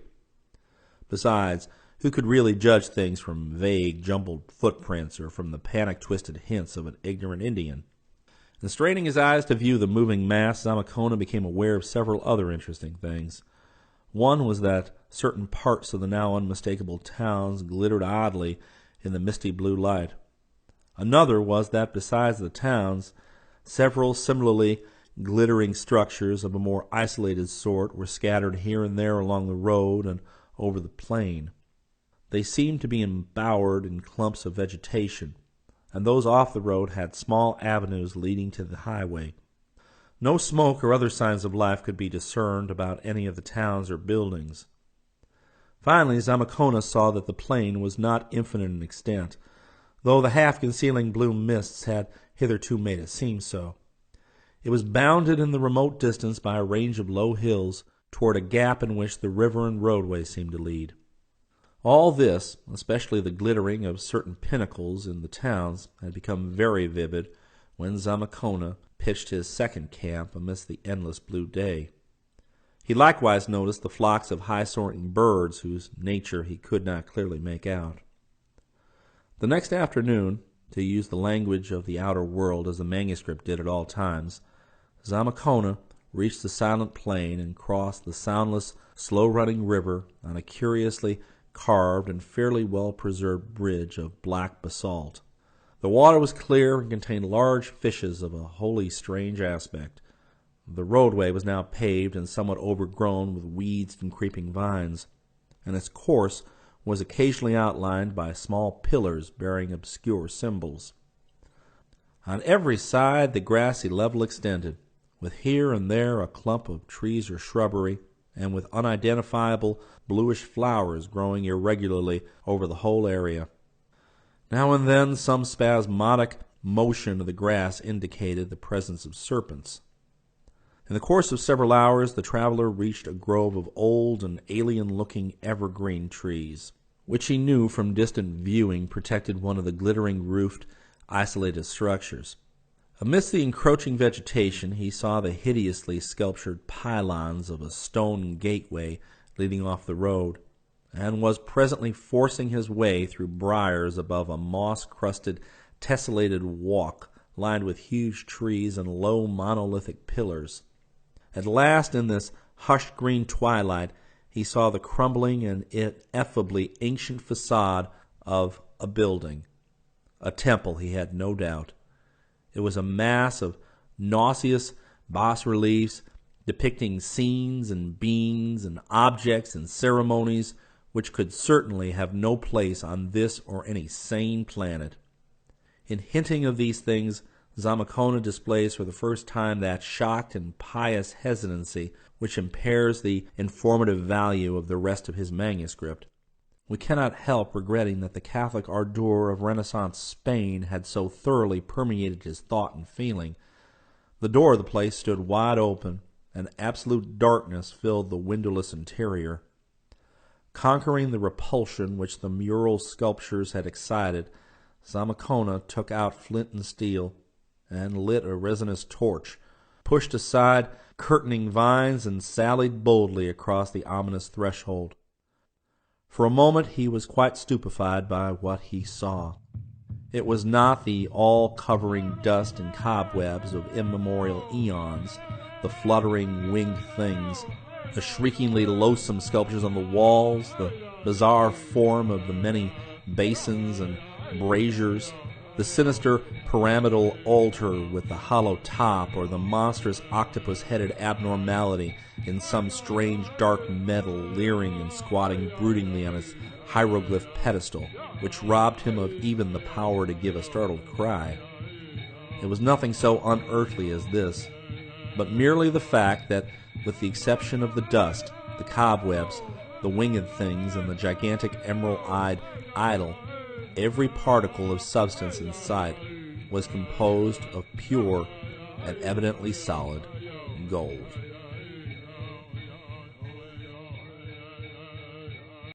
Volume 3. Even the manuscript, written in retrospect after Zamacona knew that gold was the most common structural metal of that netherworld and contained limitless lodes and veins of it, reflects the frenzied excitement which the traveler felt upon suddenly finding the real source of all the Indian legends of golden cities. For a time the power of detailed observation left him, but in the end his faculties were recalled by a peculiar tugging sensation in the pocket of his doublet. Tracing the feeling, he realized that the disk of strange metal he had found in the abandoned road was being attracted strongly by the vast octopus-headed, emerald-eyed idol on the pedestal, which he saw now to be composed of the same unknown exotic metal. He was later to learn that this strange magnetic substance, as alien to the inner world as it was to the outer world of men, is the one precious metal of the blue lighted abyss. None knows what it is or where it occurs in nature, and the amount of it on this planet came down from the stars with the people when great Tulu, the octopus-headed god, brought them for the first time to this earth. Certainly, its only known source was a stock of pre-existing artifacts, including multitudes of cyclopean idols. It could never be placed or analyzed, and even its magnetism was exerted only on its own kind. It was the supreme ceremonial metal of the hidden people, and its use being regulated by custom in such a way that its magnetic properties might cause no inconvenience. A very weakly magnetic alloy of it, with such base metals as iron, gold, silver, copper, or zinc, had formed the sole monetary standard of the hidden people at one period of their history. Zamacona's reflections on the strange idol and its magnetism were disturbed by a tremendous wave of fear. For the first time in this silent world he heard a rumble of very definite and approaching sound. There was no mistaking its nature. It was a thunderously charging herd of large animals, and, remembering the Indians' panic, the footprints, and the moving mass distantly seen, the Spaniard shuddered in terrified anticipation. He did not analyze his position or the significance of this onrush of great lumbering beings, but merely responded to an elemental urge toward self-protection. Charging herds do not stop to find victims in obscure places, and on the outer earth Zamacona would have felt little or no alarm in such a massive, grove-girt edifice. Some instinct, however, now bred a deep and peculiar terror in his soul, and he looked about frantically for any means of safety. There being no available refuge in the great gold-patined interior, he felt that he must close the long-disused door, which still hung on its ancient hinges, doubled back against the inner wall. Soil, vines, and moss had entered the opening from outside, so that he had to dig a path for the great gold portal with his sword. But he managed to perform this work very swiftly, under the frightful stimulus of the approaching noise. The hoofbeats had grown louder and more menacing by the time he began tugging at the heavy door itself, and for a while his fears reached a frantic height, as hope of starting the age-clogged metal grew faint. Then, with a creak, the thing responded to his youthful strength, and a frenzied siege of pulling and pushing ensued. Amidst the roar of unseen stampeding feet, success came at last, and the ponderous golden door clanged shut, leaving Zamacona in darkness but for the single lighted torch he had wedged between the pillars of a basin tripod. There was a latch, and the frightened man blessed his patron saint that it was still effective. Sound alone told the fugitive the sequel. When the roar grew very near, it resolved itself into separate footfalls, as if the evergreen grove had made it necessary for the herd to slacken speed and disperse. But feet continued to approach, and it became evident that the beasts were advancing among the trees and circling the hideously carven temple walls. In the curious deliberation of their tread, Zamacona found something very alarming and repulsive. Nor did he like the scuffling sounds which were audible even through the thick stone walls and heavy golden door. Once the door rattled ominously on its archaic hinges as if under a heavy impact, but fortunately it still held. Then, after a seemingly endless interval, he heard retreating steps and realized that his unknown visitors were leaving. Since the herds did not seem to be very numerous, it would have been perhaps safe to venture out within a half hour or less, but Zamacona took no chances. Opening his pack, he prepared his camp on the golden tiles of the temple's floor, with the great door still securely latched against all comers, drifting eventually into a sounder sleep than he could have known in the blue-litten spaces outside. He did not even mind the hellish, octopus-headed bulk of great Tulu, fashioned of unknown metal and leering with fishy sea-green eyes, which squatted in the blackness above him on its monstrously hieroglyphed pedestal. Surrounded by darkness for the first time since leaving the tunnel, Zamacona slept profoundly and long. He must have more than made up the sleep he had lost at his 2 previous camps when the ceaseless glare of the sky had kept him awake despite his fatigue, for much distance was covered by other living feet while he lay in his healthily dreamless rest. It's well that he rested deeply, for there were many strange things to be encountered in his next period of consciousness. Chapter 4. What finally roused Zamacona was a thunderous rapping at the door. It beat through his dreams and dissolved all the lingering mists of drowsiness as soon as he knew what it was. There could be no mistake about it. It was a definite, human, and peremptory rapping, performed apparently with some metallic object, and with all the measured quality of conscious thought or will behind it. As the awakening man rose clumsily to his feet, a sharp vocal note was added to the summons. Somebody was calling him out, in a not unmusical voice, a formula which the manuscript tries to represent as Oxy Oxy Gathkan Yicha Relax.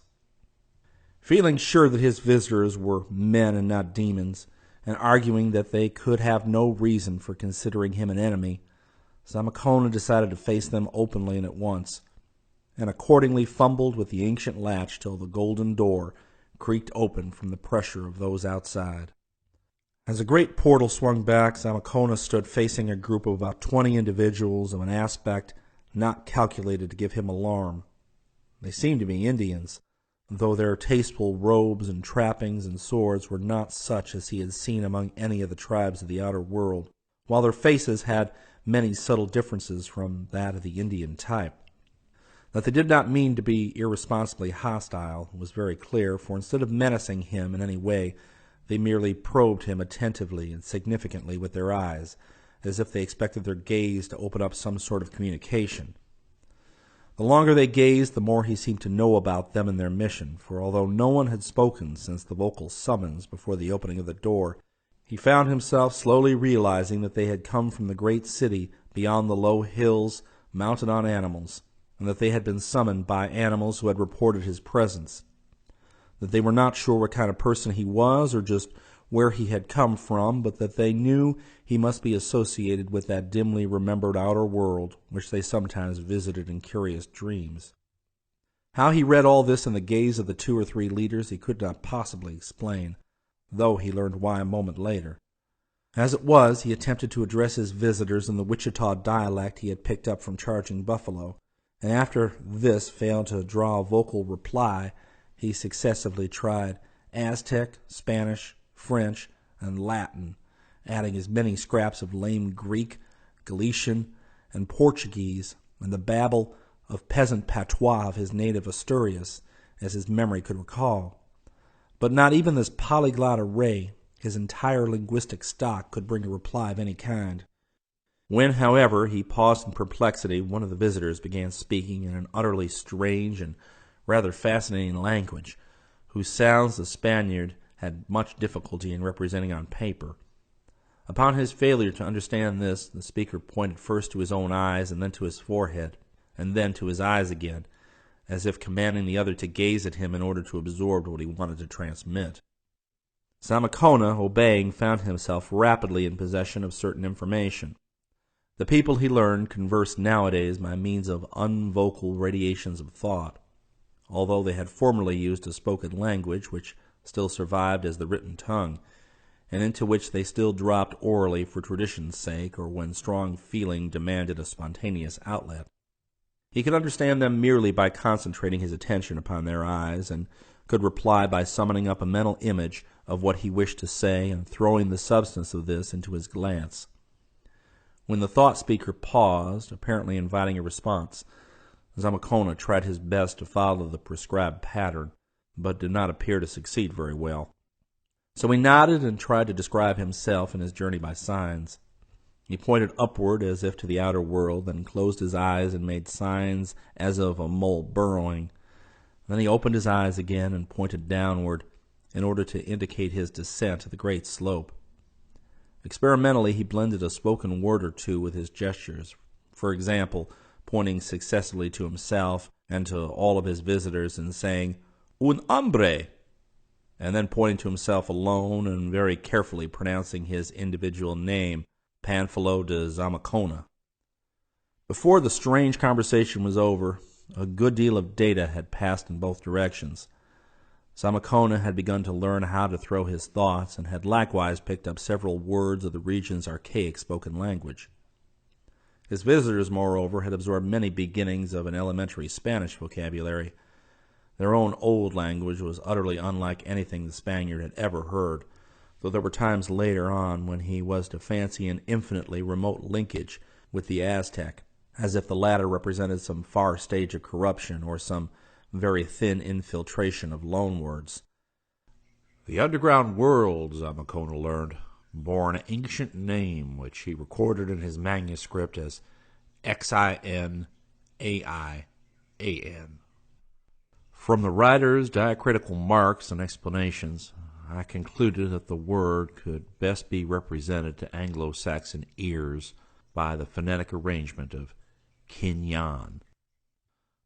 It is not surprising that this preliminary discourse did not go beyond the merest essentials, but those essentials were highly important. Zamacona learned that the people of Kinyan were almost infinitely ancient, and that they had come from a distant part of space where physical conditions are much like those of Earth. All this, of course, was legend now, and one could not say how much truth there was in it, or how much worship was really due to the octopus-headed being Tulu, who had traditionally brought them thither, and whom they still reverenced for aesthetic reasons. But they knew of the outer world, and were indeed the original stock who had peopled it, as soon as its crust was fit to live on. Between glacial ages they had had some remarkable surface civilizations, especially one at the South Pole near the mountain Kadath. At some time infinitely in the past, most of the outer world had sunk beneath the ocean, so that only a few refugees remained to bear the news to Kinyan. This was undoubtedly due to the wrath of space devils, hostile alike to men and to men's gods, for it bore out rumors of a primordially earlier sinking which had submerged the gods themselves, including great Tulu, who still lay prisoned and dreaming in the watery vaults of the half-cosmic city Relax. No man, not a slave of the space devils, it was argued, could live long on the outer earth, and it was decided that all beings who remained there must be evilly connected. Accordingly, traffic with the lands of sun and starlight abruptly ceased. The subterraneous approaches to Kinyan, or such as could be remembered, were either blocked up or carefully guarded, and all encroachers were treated as dangerous spies and enemies. But this was long ago. With the passing of ages, fewer and fewer visitors came to Kinyan, and eventually sentries ceased to be maintained at the unblocked approaches. The mass of the people forgot. except through distorted memories and myths and some very singular dreams, that an outer world existed, though educated folks never ceased to recall the essential facts. The last visitors ever recorded, centuries in the past, had not even been treated as devil spies, faith in the old legendary having long before died out. They had been questioned eagerly about the fabulous outer regions, for scientific curiosity in Kinyan was keen, and myths, memories, dreams, and historical fragments relating to the Earth's surface had often tempted scholars to the brink of an external expedition, which they had not quite dared to attempt. The only thing demanded of such visitors was that they refrain from going back and informing the outer world of Kinyan's positive existence, for after all, one could not be sure about these outer lands. They coveted gold and silver, and these people might prove to be highly troublesome intruders. Those who had obeyed the injunction had lived happily, though regrettably briefly, and had told all they could about their world. Little enough, however, since their accounts were all so fragmentary and conflicting that one could hardly tell what to believe and what to doubt. One wished that more of them would come. As for those who disobeyed and tried to escape, well, it was very unfortunate about them. Zamakona himself was very welcome, for he appeared to be a higher-grade man, and to know much about the outer world than anyone else who had come down within memory. He could tell them much, and they hoped he would be reconciled to his lifelong stay. Many things which Zamakona learned about Kinyan in that first colloquy left him quite breathless. He learned, for example, that during the past few thousand years the phenomenon of old age and death had been conquered, so that men no longer grew feeble or died except through violence or will. By regulating the system, one might be as physiologically young and immortal as one wished. The only reason why any allowed themselves to age was that they enjoyed the sensation in a world where stagnation and commonplaceness reigned. They could easily become young again when they felt like it anyway. Births had ceased except for experimental purposes, since a large population had been found needless by a master race which controlled nature and organic rivals alike. Many, however, chose to die after a while, since despite the cleverest efforts to invent new pleasures, the ordeal of consciousness became too dull for sensitive souls, especially those in whom time and satiation had blinded the primal instincts and emotions of self-preservation. All the members of the group before Zamakona were 500 to 1,500 years old, and several had seen surface visitors before, though time had blurred the recollection. These visitors, by the way, had often tried to duplicate the longevity of the underground race, but had been able to do so only fractionally, owing to evolutionary differences developing during the 1,000,000 or 2 years of cleavage. These evolutionary differences were even more strikingly shown in another particular, one far stranger than the wonder of immortality itself. This was the ability of the people of Kinyan to regulate the balance between matter and abstract energy, even where the bodies of living organic beings were concerned, by the sheer force of the technically trained will. In other words, with suitable effort, a learned man of Kinyan could dematerialize and rematerialize himself, or with somewhat greater effort and subtler technique, any other object he chose, reducing solid matter to free external particles and recombining the particles again without damage. Had not Zamakona answered his visitor's knock when he did, he would have discovered this accomplishment in a highly puzzling way, for only the strain and bother of the process prevented the 20 men from passing bodily through the golden door without pausing for a summons. This art was much older than the art of perpetual life, and it could be taught to some extent, though never perfectly to any intelligent person. Rumors of it had reached the outer world in past eons, surviving in secret traditions and ghostly legendary. The men of Kinyan had been amused by the primitive and imperfect spirit tales brought down by the outer world stragglers. In practical life, this principle had certain industrial applications, but was generally suffered to remain neglected through lack of any particular incentive to its use. Its chief surviving form was in connection with sleep, when, for excitement's sake, many dream connoisseurs resorted to it to enhance the vividness of their visionary wanderings. By the aid of this method, certain dreamers, even paid half-material visits to a strange nebulous realm of mounds and valleys and varying light, which some believed to be the forgotten outer world. They would go there on their beasts, and in an age of peace live over the old glorious battles of their forefathers. Some philosophers thought that in such cases they actually coalesced with immaterial forces left behind by these warlike ancestors themselves. The people of Kinyan all dwelt in the great tall city of Sath, beyond the mountains. Formerly, several races of them had inhabited the entire underground world, which stretched down to unfathomable recesses, and which included, besides the blue-litten region, a red-litten region called Yoth, where relics of a still older and non-human race were found by archaeologists.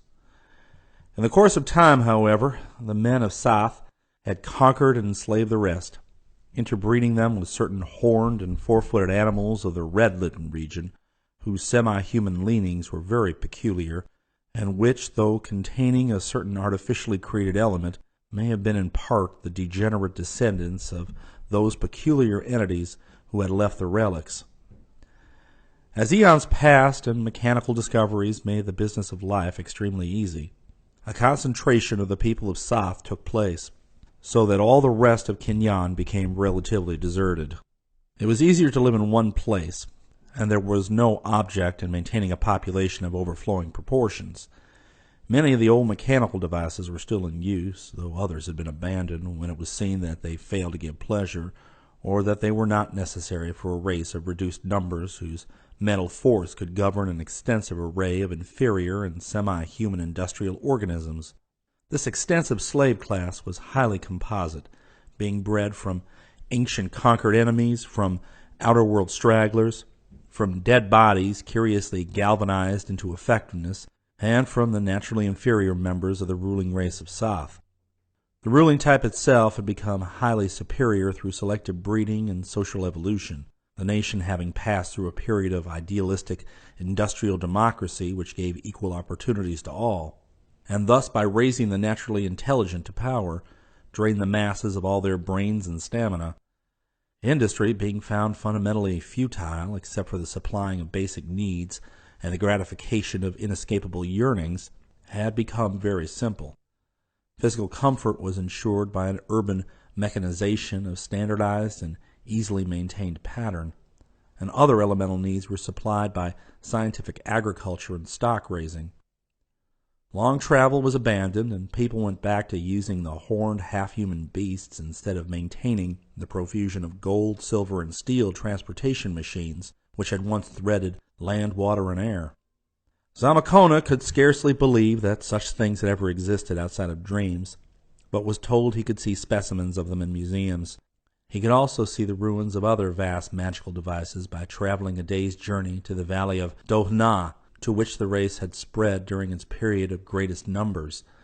The cities and temples of this present plain were of a far more archaic period, and had never been other than religious and antiquarian shrines during the supremacy of the men of Sath. In government, Sath was a kind of communistic or semi-anarchical state, habit rather than law determining the daily order of things. This was made possible by the age-old experience and paralyzing ennui of the race, whose wants and needs were limited to physical fundamentals and to new sensations.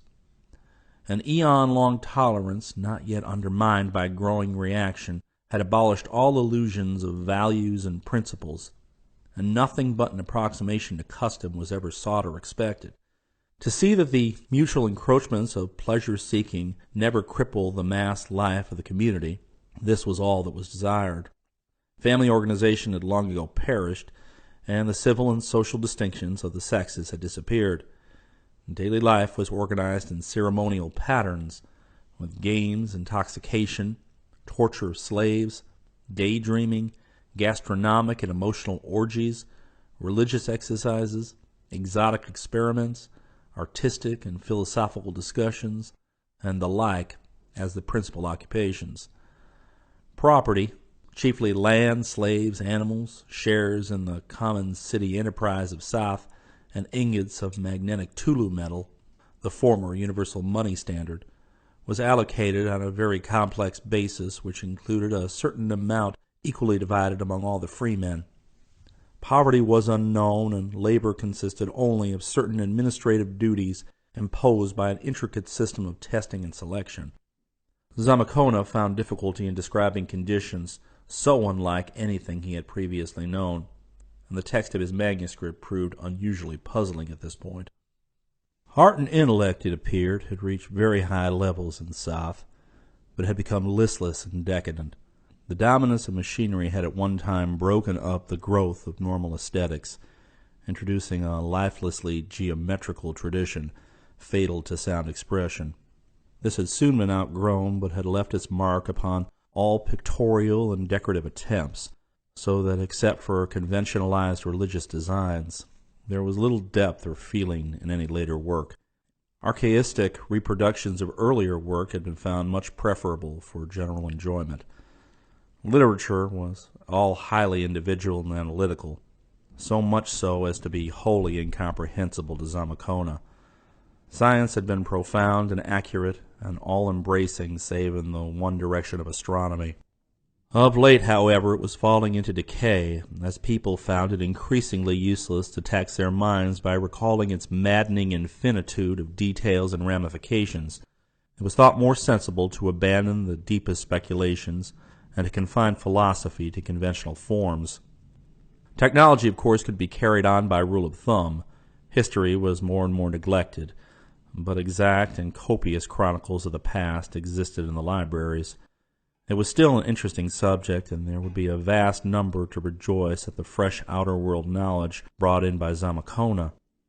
In general, though, the modern tendency was to feel rather than to think, so that men were now more highly esteemed for inventing new diversions than for preserving old facts or pushing back the frontier of cosmic mystery.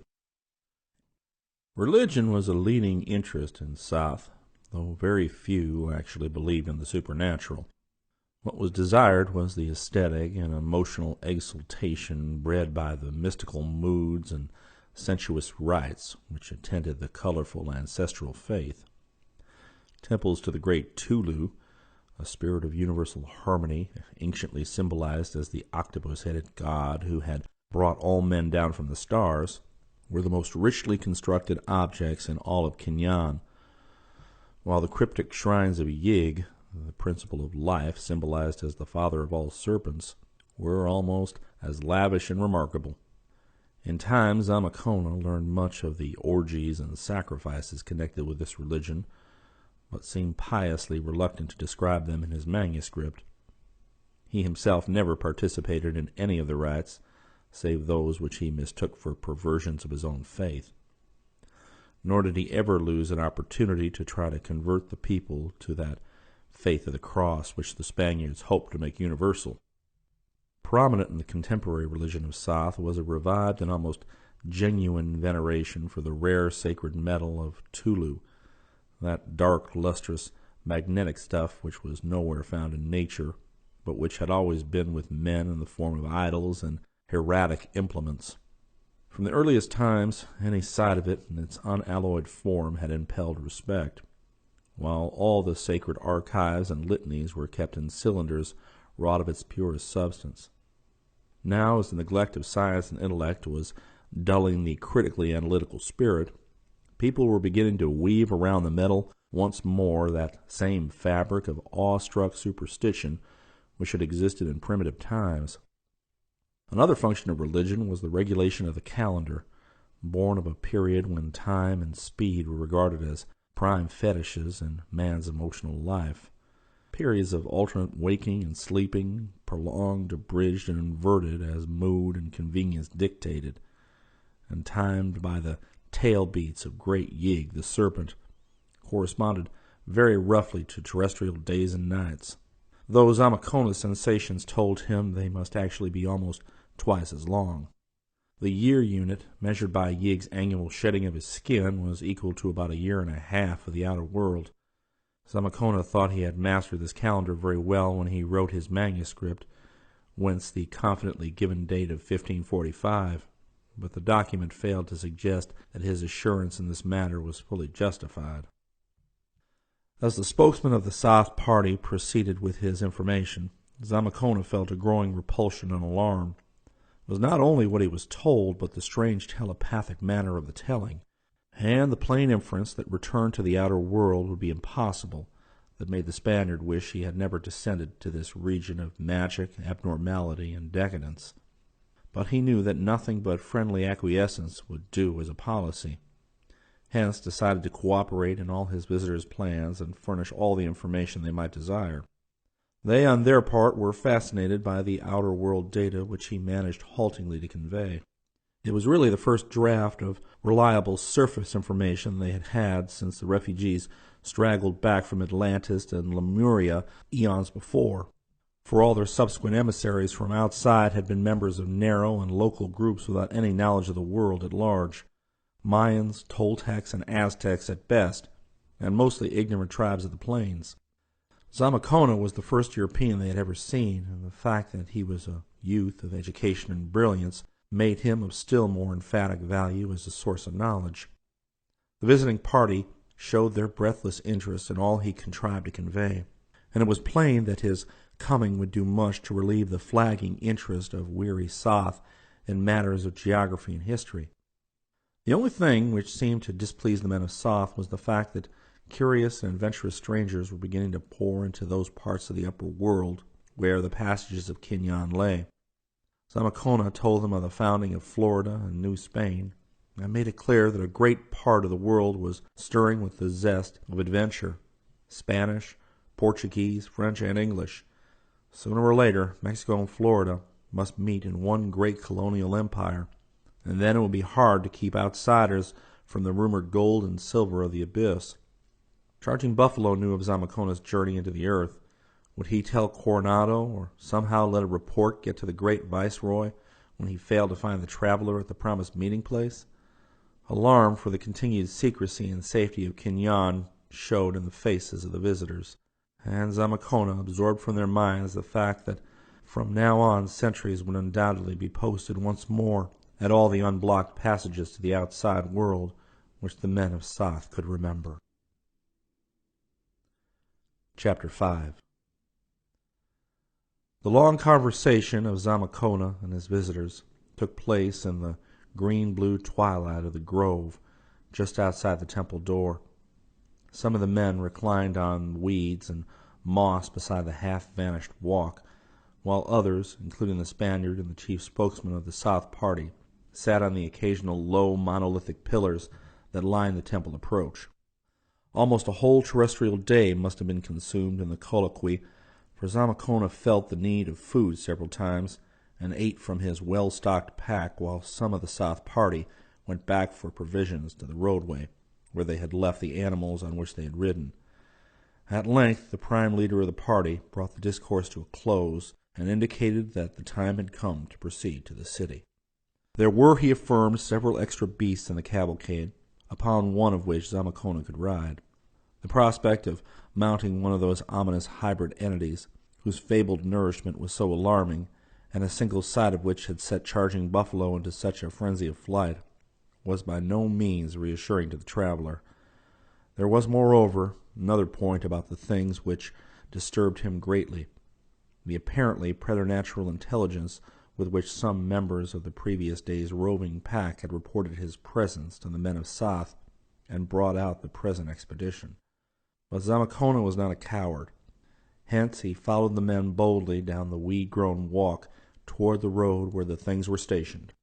And yet he could not refrain from crying out in terror at what he saw when he passed through the great vine-draped pylons and emerged upon the ancient road. He did not wonder that the curious Wichita had fled in panic and had to close his eyes a moment to retain his sanity. It is unfortunate that some sense of pious reticence prevented him from describing fully in his manuscript the nameless sight he saw. As it is, he merely hinted at the shocking morbidity of these great, floundering, white things with black fur on their backs, a rudimentary horn in the center of their foreheads, and an unmistakable trace of human or anthropoid blood in their flat-nosed, bulging-lipped faces. They were, he declared later in his manuscript, the most terrible objective entities he'd ever seen in his life, either in Kinyan or the outer world, and the specific quality of their supreme terror was something apart from any easily recognizable or describable feature. The main trouble was that they were not wholly products of nature. The party observed Zamakona's fright and hastened to reassure him as much as possible. The beasts were Gyayathin, they explained. Surely they were curious things, but they were really very harmless. The flesh they ate was not that of intelligent people of the master race, but merely that of a special slave class, which had for the most part ceased to be thoroughly human, and which indeed was the principal meat stock of Kinyan. They, or their principal ancestral element, had first been found in a wild state amidst the cyclopean ruins of the deserted, red-litten world of the Yoth, which lay below the blue-litten world of Kinyan. That part of them was human seemed quite clear, but men of science could never decide whether they were actually the descendants of the bygone entities who had lived and reigned in the strange ruins. The chief ground for such a supposition was the well-known fact that the vanished inhabitants of Yoth had been quadrupedal. This much was known from the very few manuscripts and carvings found in the vaults of Zin, beneath the largest ruined city of Yoth. But it was also known from these manuscripts that the beings of Yoth had possessed the art of synthetically creating life, and had made and destroyed several efficiently designed races of industrial and transportational animals in the course of their history, to say nothing of concocting all manner of fantastic living shapes for the sake of amusement and new sensations during the long period of decadence. The beings of Yoth had undoubtedly been reptilian in affiliations, and most physiologists of Soth agree that the present beasts had been very much inclined toward reptilianism before they had been crossed with the mammal slave class of Kinyan. It argues well for the intrepid fire of those Renaissance Spaniards who conquered half the unknown world that Pamphilo de Zamacona y Núñez actually mounted one of the morbid beasts of Soth and fell into place beside the leader of the cavalcade, the man named Gil Hathayin, who had been most active in the previous exchange of information. It was a repulsive business, but after all the seat was very easy and the gait of the clumsy Gyayoth surprisingly even and regular. No saddle was necessary, and the animal appeared to require no guidance whatever. The procession moved forward at a brisk gait, stopping only at certain abandoned cities and temples about which Zamacona was curious, and which Gil Hathayan was obligingly ready to display and explain. The largest of these towns, Bagra, was a marvel of finely wrought gold, and Zamacona studied the curiously ornate architecture with avid interest. Buildings tended toward height and slenderness, with roofs bursting into a multitude of pinnacles. The streets were narrow, curving, and occasionally picturesquely hilly, but Gil Thayan said that the later cities of Kinyan were far more spacious and regular in design. All these old cities of the plains showed traces of leveled walls, reminders of the archaic days when they had been successfully conquered by the now dispersed armies of Soth. There was one object along the route which Gil Hathayan exhibited on his own initiative, even though it involved a detour of about a mile along a vine-tangled side path. This was a squat, plain temple of black basalt blocks without a single carving and containing only a vacant onyx pedestal. The remarkable thing about it was its story, for it was a link with a fabled elder world, compared to which even cryptic Yoth was a thing of yesterday. It had been built in imitation of certain temples depicted in the vaults of Zin, to house a terrible black toad idol found in the red-litten world called Sathagua in the Yothic manuscripts. It had been a potent and widely worshipped god, and after its adoption by the people of Kinyan had lent its name to the city which was later to become dominant in that religion. Yothic legend said it had come from a mysterious inner realm beneath the red-litten world, a black realm of peculiar sensed beings which had no light at all, but which had had great civilizations and mighty gods before ever the reptilian quadrupeds of Yoth had come into being. Many images of Sath-Hagua existed in Yoth, all of which were alleged to have come from the black inner realm, and which were supposed by Yothic archaeologists to represent the eon-extinct race of that realm. The Black Realm, called Nikai in the Yothic manuscripts, had been explored as thoroughly as possible by these archaeologists, and singular stone troughs or burrows had excited infinite speculation. When the men of Kinyan discovered the red-lit world and deciphered its strange manuscripts, they took over the Sathagua cult and brought all the frightful toad images up to the land of blue light, housing them in shrines of Yoth-quarried basalt, like the one Zamakona now saw. The cult flourished until it almost rivaled the ancient cults of Yig and Tulu, and one branch of the race even took it to the outer world, where the smallest of the images eventually found a shrine of Olatho in the land of Lomar near the Earth's North Pole. It was rumored that this outer world cult survived even after the great ice sheet and the hairy Gnafkes destroyed Lomar, but of such matters not much was definitely known in Kinyan.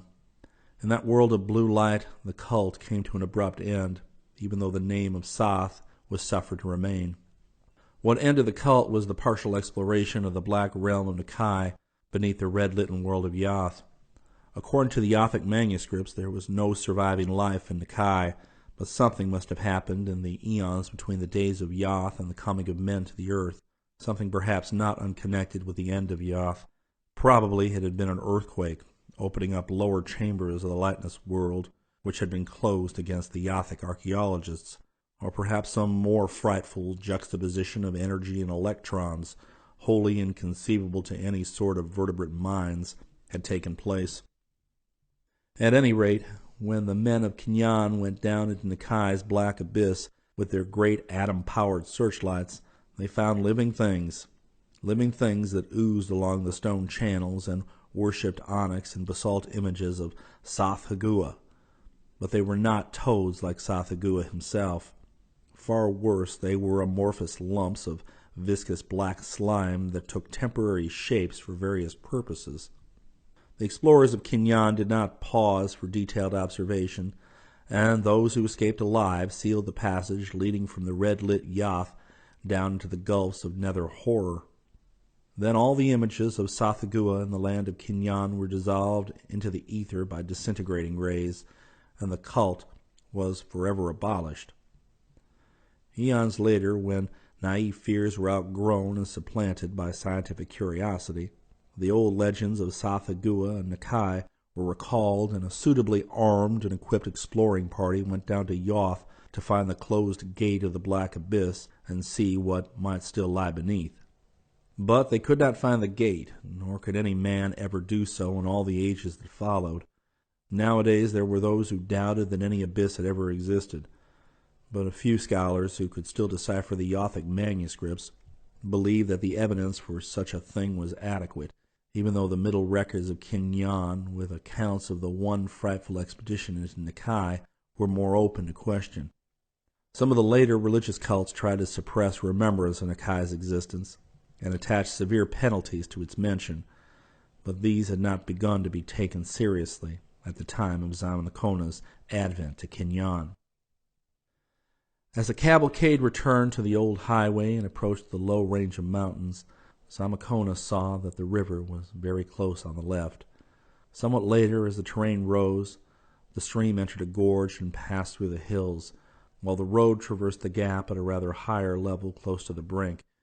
It was about this time that light rainfall came. Zamakona noticed the occasional drops and drizzle, and looked up at the coruscating blue air, but there was no diminution of the strange radiance.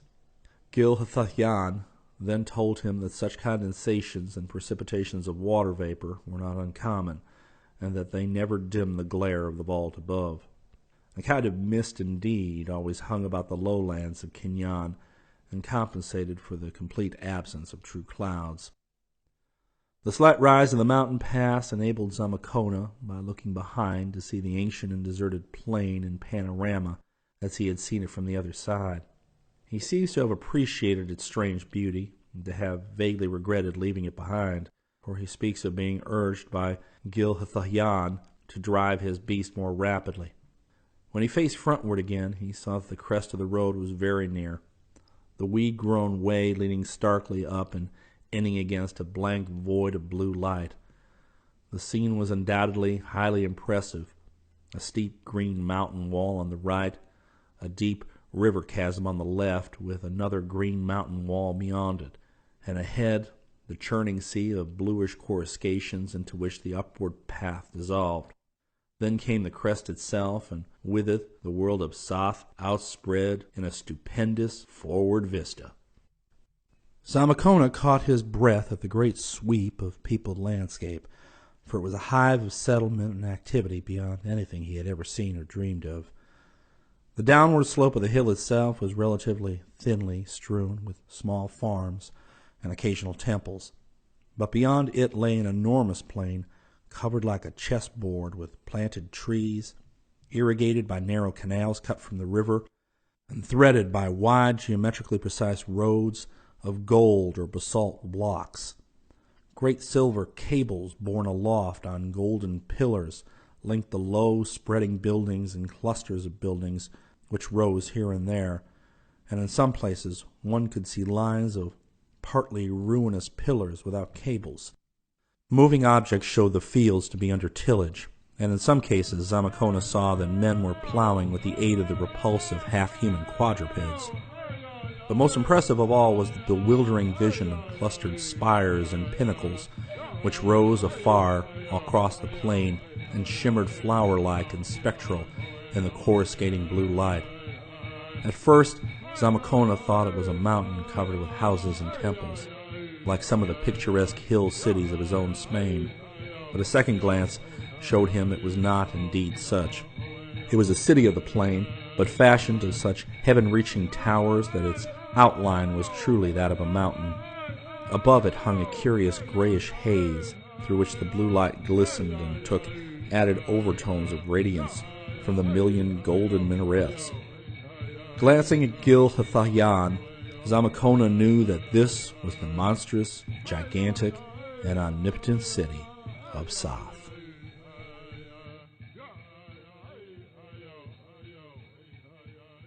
Volume 4.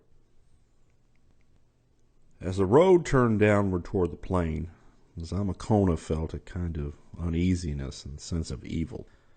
He did not like the beast he rode, or the world that could provide such a beast, and he did not like the atmosphere that brooded over the distant city of Soth. When the cavalcade began to pass occasional farms, the Spaniard noticed the forms that worked in the fields, and he did not like their motions and proportions, or the mutilations he saw in most of them. Moreover, he did not like the way that some of these forms were herded in corrals, or the way they grazed on the heavy verdure. Gil Hathayan indicated that these beings were members of the slave class, and that their acts were controlled by the master of the farm, who gave them hypnotic impressions in the morning of all that they were to do during the day. As semi-conscious machines, their industrial efficiency was nearly perfect. Those in the corrals were inferior specimens, classified merely as livestock. Upon reaching the plain, Zamacona saw the larger farms and noticed the almost human work performed by the repulsive horned Gya-Yoth. He likewise observed the more manlike shapes that toiled along the furrows, and felt a curious fright and disgust towards certain of them whose motions were more mechanical than those of the rest. These, Gil Hathayan explained, were what men call the Yim-Bahai organisms, which had died, but which had been mechanically reanimated for industrial purposes by means of atomic energy and thought power. The slave class did not share the immortality of the freemen of Soth, so that with time the number of Yim-Bahai had become very large. They were dog-like and faithful, but not so readily amenable to thought commands as were living slaves. Those which most repelled Zamacona were those whose mutilations were greatest, for some were wholly headless, while others had suffered singular and seemingly capricious subtractions, distortions, transpositions, and graftings in various places. The Spaniard could not account for this condition, but Gil Hathayan made it clear that these were slaves who had been used for the amusement of the people in some of the vast arenas, For the men of Soth were connoisseurs of delicate sensation, and required a constant supply of fresh and novel stimuli for their jaded impulses. Zamacona, though by no means squeamish, was not favorably impressed by what he saw and heard. Approached more closely, the vast metropolis became dimly horrible in its monstrous extent and inhuman height. Gil Hathayan explained that the upper parts of the great towers were no longer used, and that many had been taken down to avoid the bother of maintenance. The plain around the original urban area was covered with newer and smaller dwellings, which in many cases were preferred to the ancient towers. From the whole mass of gold and stone, a monotonous roar of activity drowned outward over the plain, while cavalcades and streams of wagons were constantly entering and leaving over the great gold or stone-paved roads.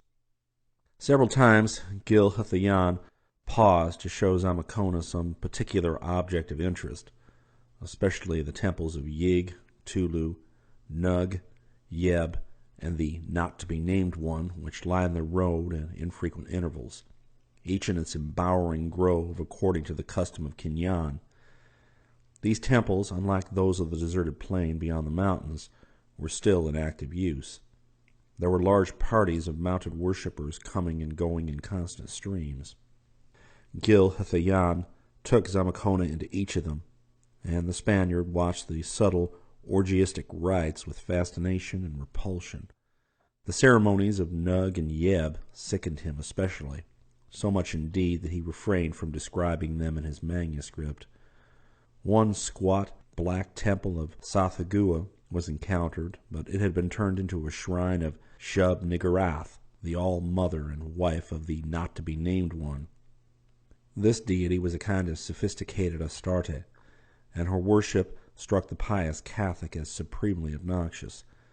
What he liked least of all were the emotional sounds emitted by the celebrants, jarring sounds in a race that had ceased to use vocal speech for ordinary purposes.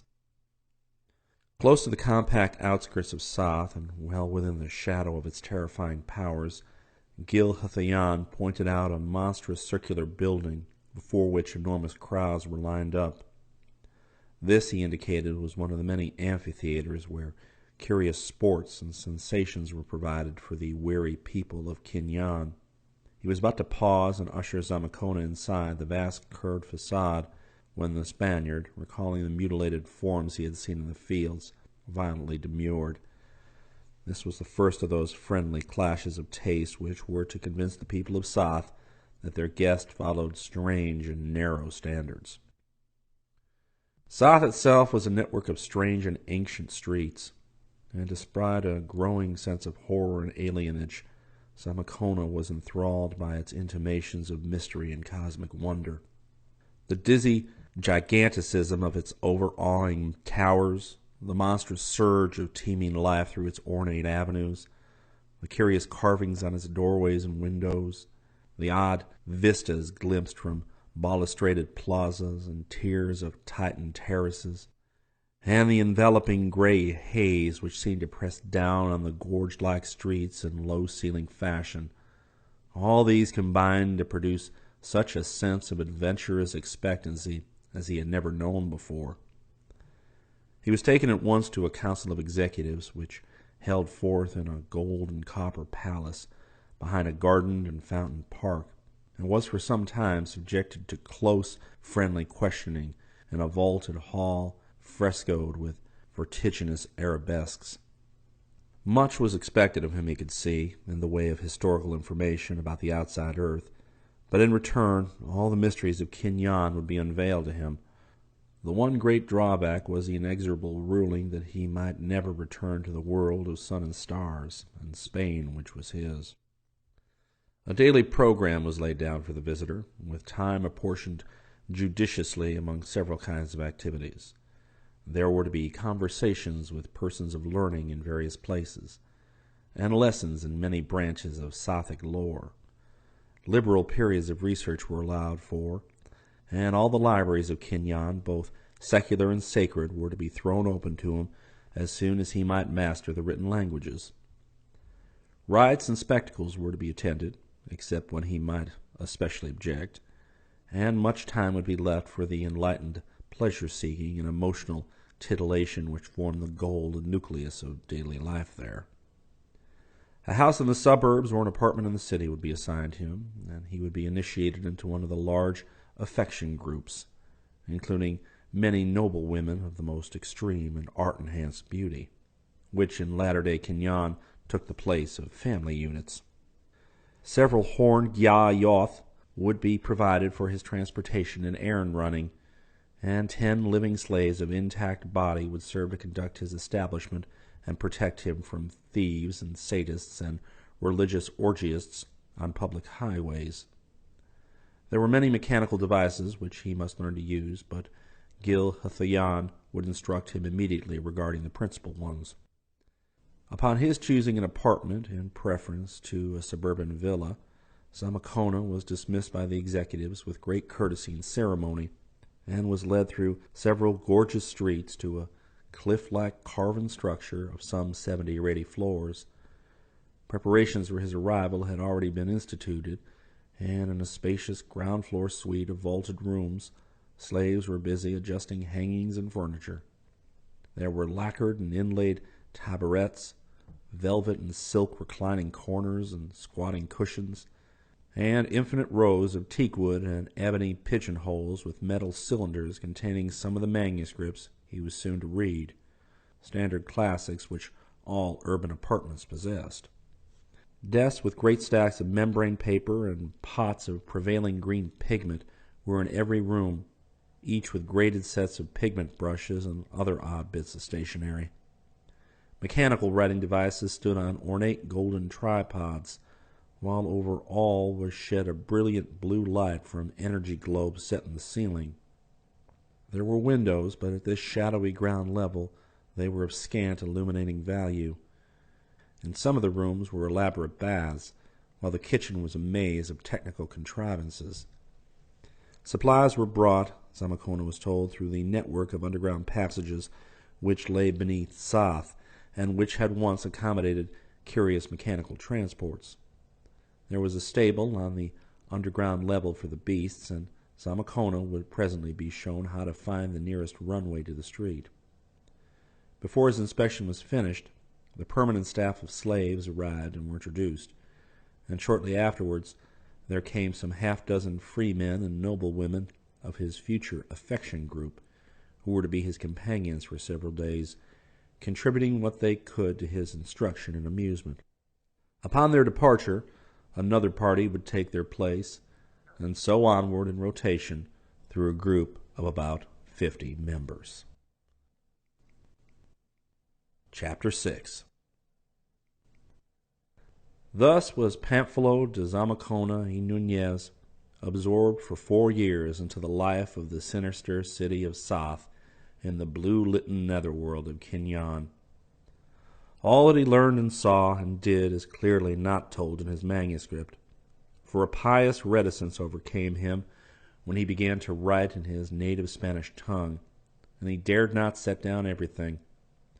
Much he consistently viewed with repulsion, and many things he steadfastly refrained from seeing or doing or eating. For other things he atoned by frequent countings of the beads of his rosary. He explored the entire world of Kenyan, including the deserted machine cities of the Middle Period on the gorse-grown plain of Nith, and even made one descent into the red-litten world of Yoth to see the Cyclopean ruins there. He witnessed prodigies of craft and machinery which left him breathless, and beheld human metamorphoses, dematerializations, rematerializations, and reanimations which made him cross himself again and again. His very capacity for astonishment was blunted by the plethora of new marvels which every day brought him.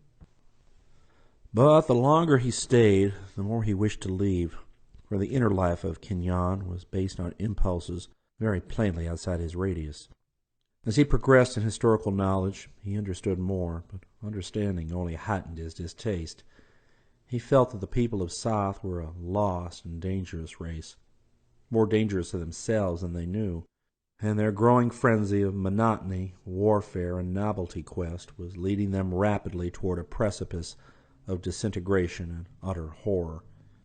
His own visit, he could see, had accelerated their unrest, not only by introducing fears of outside invasion, but by exciting in many a wish to sally forth and taste the diverse external world he described. As time progressed, he noticed an increasing tendency of the people to resort to dematerialization as an amusement, so that the apartments and amphitheaters of Soth became a veritable witches' sabbath of transmutations, age adjustments, death experiments, and projections. With the growth of boredom and restlessness, he saw cruelty and subtlety and revolt were growing apace. There was more and more cosmic abnormality, more and more curious sadism, more and more ignorance and superstition, and more desire to escape out of physical life into a half-spectral state of electronic dispersal. All his efforts to leave, however, came to nothing. Persuasion was useless, as repeated trials proved, though the mature disillusion of the upper classes at first prevented them from resenting their guest's open wish for departure. In a year which he reckoned as 1543, Zamacona made an actual attempt to escape through the tunnel by which he had entered Kinyan, but after a weary journey across the deserted plain, he encountered forces in the dark passage which discouraged him from future attempts in that direction. As a means of sustaining hope and keeping the image of home in mind, he began about this time to make rough drafts of the manuscript relating his adventures, delighting in the loved old Spanish words and the familiar letters of the Roman alphabet. Somehow he fancied he might get the manuscript to the outer world, and to make it convincing to his fellows, he resolved to enclose it in one of the Tulu metal cylinders used for sacred archives. That alien magnetic substance could not but support the incredible story he had to tell. But even as he planned, he had little real hope of ever establishing contact with the Earth's surface. Every known gate he knew was guarded by persons or forces that it were better not to oppose. His attempted escape had not helped matters, for he could now see a growing hostility to the outer world he represented. He hoped that no other European would find his way in, for it was possible that later comers might not fare as well as he had. He himself had been a cherished fountain of data, and as such had enjoyed a privileged status. Others, deemed less necessary, might receive rather different treatment. He even wondered what would happen to him when the sages of Soth considered him drained dry of fresh facts, and in self-defense began to be more gradual in his talks on earth lore, conveying whenever he could the impression of vast knowledge held in reserve. One other thing which endangered Zamacona's status in Soth was his persistent curiosity regarding the ultimate abyss of Nakai beneath the red-litten Yoth, whose existence the dominant religious cults of Kinyan were more and more inclined to deny. When exploring Yoth, he had vainly tried to find the blocked-up entrance, and later on he experimented in the arts of dematerialization and projection, hoping he might thereby be able to throw his consciousness downward into the gulfs which his physical eyes could not discover. Though never becoming truly proficient in these processes, he did manage to achieve a series of monstrous and portentous dreams, which he believed included some elements of actual projection into Nakai, dreams which greatly shocked and perturbed the leaders of Yig and Tulu worship when he related them, and which he was advised by friends to conceal rather than to exploit. In time those dreams became very frequent and maddening, containing things which he dared not record in his main manuscript, but of which he prepared a special record for the benefit of certain learned men in Soth. It may have been unfortunate, or it may have been more mercifully fortunate, that Zamacona practiced so many reticences and reserved so many themes and descriptions for the subsidiary manuscripts. The main document leaves one to guess much about the detailed manners, customs, thoughts, language, and history of Kinyan, as well as to form any adequate picture of the visual aspect and daily life of Soth. One is left puzzled, too, about the real motivations of the people, their strange passivity and craven unwarlikeness, and their almost cringing fear of the outer world despite their possession of atomic and dematerializing powers, which would have made them unconquerable had they taken the trouble to organize armies in the old days.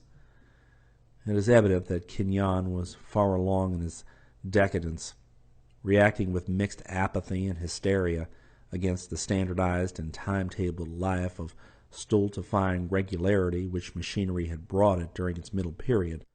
Even the grotesque and repulsive customs and modes of thought and feeling can be traced to this source, for in his historical research Zamacona found evidence of bygone eras in which Kenyon had held ideas much like those of the classic and Renaissance outer world, and had possessed a national character and art full of what Europeans regard as dignity, kindness, and nobility. The more Zamacona studied these things, the more apprehensive about the future he became, because he saw that the omnipresent moral and intellectual disintegration was a tremendously deep-seated and ominously accelerating movement. Even during his stay, the signs of decay multiplied. Rationalism degenerated more and more into fanatical and orgiastic superstition, centering in the lavish adoration of the magnetic Tulu metal. And tolerance steadily dissolved into a series of frenzied hatreds, especially toward the outer world of which the scholars were learning so much from him. At times he almost feared that the people might someday lose their age-long apathy and brokenness, and turn like desperate rats against the unknown lands above them, sweeping all before them by virtue of their singular and still remembered scientific powers. But for the present they fought their boredom and sense of emptiness in other ways, multiplying their hideous emotional outlets and increasing the mad grotesqueness and abnormality of their diversions. The arenas of Soth must have been accursed and unthinkable places. Zamacona never went near them, and what they would be in another century, or even another decade, he dared not think. The pious Spaniard crossed himself and counted his beads more often than usual in those days. In the year 1545, as he reckoned it, Zamacona began what might well be accepted as his final series of attempts to leave Kenyon.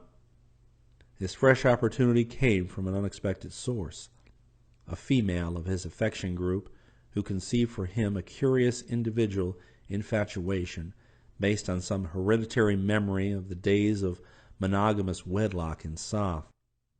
Over this female, a noble woman of moderate beauty and of at least average intelligence, named Tla Yub, Zamacona acquired the most extraordinary influence, finally inducing her to help him in an escape, under the promise that he would let her accompany him. Chance proved a great factor in the course of events, for Tla Yub came of a primordial family of gate lords who had retained oral traditions of at least one passage to the outer world, which the mass of people had forgotten even at the time of the great closing. A passage to a mound on the level plains of earth which had, in consequence, never been sealed up or guarded.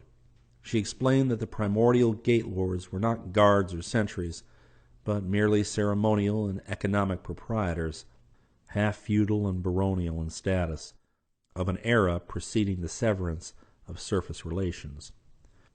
Her own family had been so reduced at the time of the closing that their gate had been wholly overlooked, and they had ever afterwards preserved the secret of its existence as a sort of hereditary secret, a source of pride and of a sense of reserved power, to offset the feeling of vanished wealth and influence which so constantly irritated them. Zamacona, now working feverishly to get his manuscript into final form in case anything should happen to him, decided to take with him on his outward journey only 5 beast loads of unalloyed gold in the form of the small ingots used for minor decorations, enough, he calculated, to make him a personage of unlimited power in his own world. He had become somewhat hardened to the side of the monstrous Gyayoth during his 4 years of residence in Soth, hence did not shrink from using the creatures. Yet he resolved to kill and bury them and cache the gold as soon as he reached the outer world, since he knew that even a glimpse of one of the things would drive any ordinary Indian mad. Later he could arrange for a suitable expedition to transport the treasure to Mexico. Tla Yub he would perhaps allow to share his fortunes, for she was by no means unattractive, though possibly he would arrange for her to sojourn amongst the Plains Indians, since he was not over-anxious to preserve links with the manner of life in South. For a wife, of course, he would choose a lady of Spain, or at worst an Indian princess of normal outer world descent and a regular and approved past. But for the present, Tla-Yub must be used as a guide. The manuscript he would carry on his own person, encased in a book cylinder of the sacred and magnetic Tulu metal. The expedition itself is described in the addendum to Zamakona's manuscript, written later and in a hand showing signs of nervous strain. It set out amidst the most careful precautions, choosing a rest period and proceeding as far as possible along the faintly lighted passages beneath the city. Zamakona and Tla-Yub, disguised in slave garments, bearing provision knapsacks and leading the 5 laden beasts on foot, were readily taken for commonplace workers, and they clung as long as possible to the subterranean way, using a long and little frequented branch which had formerly conducted the mechanical transports to the now ruined suburb of Letha. Amidst the ruins of Letha they came to the surface, thereafter passing as rapidly as possible over the deserted blue-litten plain of Nith toward the Gruryan range of low hills. There, amidst the tangled underbrush, Tla-Yub found the long-disused and half-fabulous entrance to the forgotten tunnel, a thing she had seen but once eons before, in the past, when her father had taken her thither to show her this monument to their family pride. It was hard work getting the laden Gya-Yoth to scrape through the obstructing vines and briars, and one of them displayed a rebelliousness destined to bear dire consequences. Bolting away from the party and loping back towards Soth on its detestable paths, golden burden and all. It was nightmare work, burrowing by the light of Blu-ray torches upward, downward, forward, and upward again through a dank, choked tunnel that no foot had trodden since ages before the sinking of Atlantis. And at one point, Tla-Yub had to practice the fearsome art of dematerialization on herself, Zamakona, and the laden beasts in order to pass a point wholly clogged by shifting earth strata. It was a terrible experience for Zamakona, for although he had often witnessed dematerialization in others, and even practiced it himself to the extent of dream projection, he had never been fully subjected to it before. But Tla-Yub was skilled in the arts of Kinyan, and accomplished the double metamorphosis in perfect safety.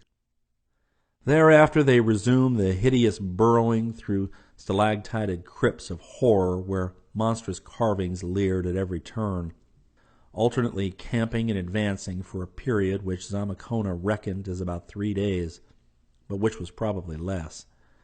At last they came to a very narrow place, where the natural or only slightly hewn cave walls gave place to walls of wholly artificial masonry, carved into terrible bas-reliefs.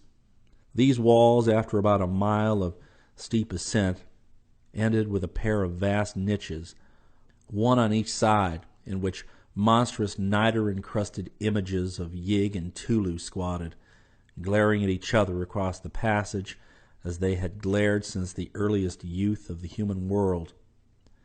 At this point the passage opened into a prodigious vaulted and circular chamber of human construction, wholly covered with horrible carvings and revealing at the farther end an arched passageway with the foot of a flight of steps. Tla-Yub knew from family tales that this must be very near the earth's surface, but she could not tell just how near. Here the party camped for what they meant to be their last rest period in the subterraneous world. Must have been hours later that the clank of metal and the padding of beast feet awakened Zamakona and Tla-Yub. A bluish glare was spreading from the narrow passage between the images of Yig and Tulu, and in an instant the truth was obvious. An alarm had been given at Soth, as was later revealed by the returning Gya-Yoth, which had rebelled at the briar-choked tunnel entrance, and a swift party of pursuers had come to arrest the fugitives. Resistance was clearly futile, and none was offered. The party of 12 beast riders proved studiously polite, and the return commenced almost without a word or thought message on either side. It was an ominous and depressing journey, and the ordeal of dematerialization and rematerialization at the choked place was all the more terrible because of the lack of that hope and expectancy which had palliated the process on the outward trip. Zamacona heard his captors discussing the imminent clearing of this choked place by intensive radiation, since henceforthward sentries must be maintained at the hitherto unknown outer portal. It would not do to let outsiders get within the passage, for then any who might escape without due treatment would have a hint of the vastness of the inner world and would perhaps be curious enough to return in greater strength. As with the other passages since Zamacona's coming, sentries must be stationed all along, as far as the very outermost gate, sentries drawn from amongst all the slaves, the dead-alive Yimbahai, or the class of discredited freemen. With the overrunning of the American plains by thousands of Europeans, as the Spaniard had predicted, every passage was a potential source of danger, and must be rigorously guarded until the technologists of South could spare the energy to prepare an ultimate and entrance-hiding obliteration, as they had done for many passages in earlier and more vigorous times. Zamacona and Tlaib were tried before the Supreme Tribunal in the gold and copper palace behind the gardened and fountained park, and the Spaniard was given his liberty because of the vital outer world information he still had to impart. He was told to return to his apartment and to his affection group, taking up his life as before, and continuing to meet deputations of scholars according to the latest schedule he had been following. No restrictions would be imposed upon him so long as he might remain peaceably in Kinyan, but it was intimated that such leniency would not be repeated after another attempted escape. Zamacona had felt there was an element of irony in the parting words of the chief, an assurance that all his Gyayoth, including the one which had rebelled, would be returned to him. The faith of Tlaib was less happy. There being no object in retaining her, and her ancient Sothic lineage giving her act a greater aspect of treason than Zamacona's had possessed, she was ordered to be delivered to the curious diversions of the amphitheater, and afterwards, in a somewhat mutilated and half-dematerialized form, to be given the functions of a Yimbahai, an animated corpse slave, and stationed among the sentries guarding the passage whose existence she had betrayed.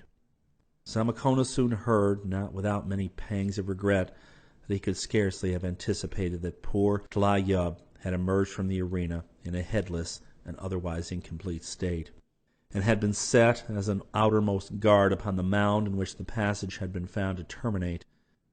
She was, he was told, a night sentinel, whose automatic duty was to warn off all comers with a torch, sending down reports to a small garrison of 12 dead slave Yimbahai and 6 living, but partly dematerialized freemen in the vaulted circular chamber if the approachers did not heed her warning.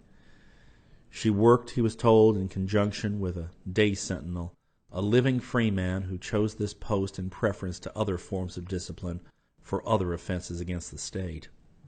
Zamacona, of course, had long known that most of the chief gate sentries were such discredited freemen. It was now made plain to him, though indirectly, that his own penalty for another escape attempt would be service as a gate sentry, but in the form of a dead-alive Yimbahai slave, and after amphitheater treatment, even more picturesque than that which Tlaib was reported to have undergone.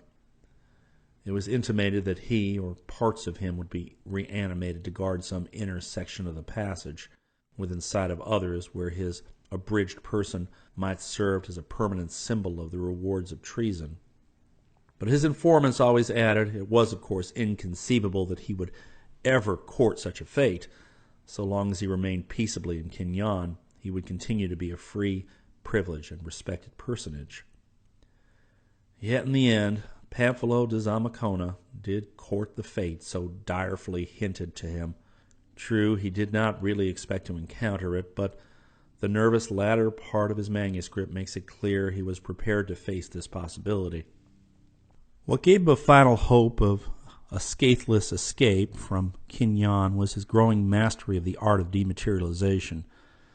Having studied it for years and having learned still more from the 2 instances in which he had been subjected to it, he now felt increasingly able to use it independently and effectively. The manuscript records several notable experiments in this art, minor successes accomplished in his apartment, and reflects Zamakona's hope that he might soon be able to assume the spectral form in full, attaining complete invisibility and preserving that condition as long as he wished.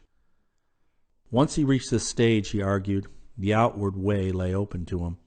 Of course, he could not bear away any gold, but mere escape was enough. He would, though, dematerialize and carry with him his manuscript in the Tulu metal cylinder, even though it would cost additional effort, for this record and proof must reach the outer world at all hazards. He now knew the passage to follow, and if he could thread it in an atom-scattered state, he did not see how any person or force could detect or stop him. The only trouble would be if he failed to maintain his spectral condition at all times. That was the one ever-present peril, as he had learned from his experiments. But must one not always risk death and worse in a life of adventure? Zamakona was a gentleman of old Spain, of the blood that faced the unknown and carved out half the civilization of the New World. For many nights after his ultimate resolution, Zamakona prayed to Saint Pamphilus and other guardian saints and counted the beads of his rosary. The last entry in the manuscript, which toward the end took the form of a diary more and more, was merely a single sentence. Es más tarde de lo que pensaba, tengo que marcharme. It is later than I thought. I must go. After that, only silence and conjecture, and such evidence as the presence of the manuscript itself, and what that manuscript could lead to and might provide. Volume 5, Chapter 7. When I looked up from my half-stupefied reading and note-taking, the morning sun was high in the heavens. The electric bulb was still burning, but such things of the real world, the modern outer world, were far from my whirling brain. I knew I was in my room at Clyde Compton's at Bingor, but upon what monstrous vista had I just stumbled? Was this thing a hoax, or a chronicle of madness? If it was a hoax, was it a jest of the 16th century or of today? The manuscript's age looked appallingly genuine to my not wholly unpracticed eyes, and the problem presented by the strange metal cylinder I dared not even think about. Moreover, what a monstrously exact explanation it gave of all the baffling phenomenon of that mound, of the seemingly meaningless and paradoxical actions of diurnal and nocturnal ghosts, and of the queer cases of madness and disappearance. It was even an accursedly plausible explanation, evilly consistent, if one could adopt the incredible. It must be a shocking hoax devised by someone who knew all the lore of the mound. There was even a hint of social satire in the account of that unbelievable netherworld of horror and decay. Surely this was some kind of clever forgery of some learned cynic, something like the leaden crosses in New Mexico, which a jester once planted and pretended to discover as a relic of some forgotten Dark Age colony from Europe. Upon going down to breakfast, I hardly knew what to tell Compton and his mother, as well as the curious callers who had already begun to arrive. Still in a daze, I cut the Gordian knot by giving a few points from the notes I had made, and mumbling my belief that the thing was a subtle and ingenious fraud left there by some previous explorer of the mound, a belief in which everybody seemed to concur when told of the substance of the manuscript. It is curious, though, how all that breakfast group, and all the others in Bingor to whom the discussion was repeated, seemed to find a great clearing of the atmosphere in the notion that somebody was just playing a joke on somebody. For a time, we all forgot that the known, recent history of the mound presented mysteries as strange as any in the manuscript, and as far from an acceptable solution as ever. The fears and doubts began to return when I asked for volunteers to visit the mound with me. I wanted a larger excavating party, but the idea of going to that uncomfortable place seemed no more attractive to the people of Binger than it had seemed the previous day. I myself felt a mounting horror upon looking toward the mound and glimpsing the moving speck which I knew was the daylight sentinel, for in spite of all my skepticism, the morbidities of that manuscript stuck by me and gave everything connected with the place a new and monstrous significance. I absolutely lacked the resolution to look at the moving speck with my binoculars. Instead, I set out with the kind of bravado we display in nightmares, when, knowing we are dreaming, we plunge desperately into still thicker horrors for the sake of having the whole thing over with sooner. My pick and shovel were already out there, so I had only my handbag of smaller paraphernalia to take. Into this I put the strange cylinder and its contents, feeling vaguely that I might possibly find something worth checking up with some part of the green-lettered Spanish text. Even a clever hoax might be founded on some actual attribute of the mound which a former explorer had discovered, and that magnetic metal was damnably odd. Gray Eagle's cryptic talisman still hung from its leather cord around my neck. I did not look very sharply at the mound as I walked toward it, but when I reached it, there was nobody inside. Repeating my upward scramble the previous day, I was troubled by thoughts of what might lie close at hand, if by any miracle any part of the manuscript were actually half true.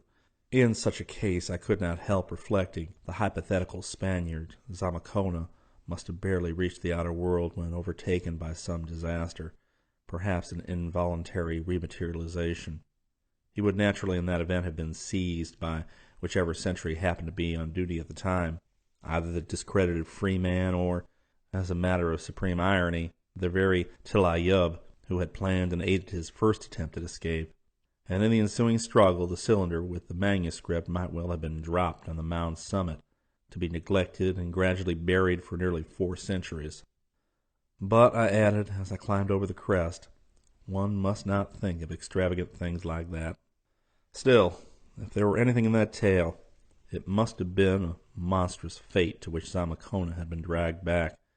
The amphitheater, mutilation, duty somewhere in the dank, nitrous tunnel as dead-alive slave, a maimed corpse fragment as an automatic interior sentry.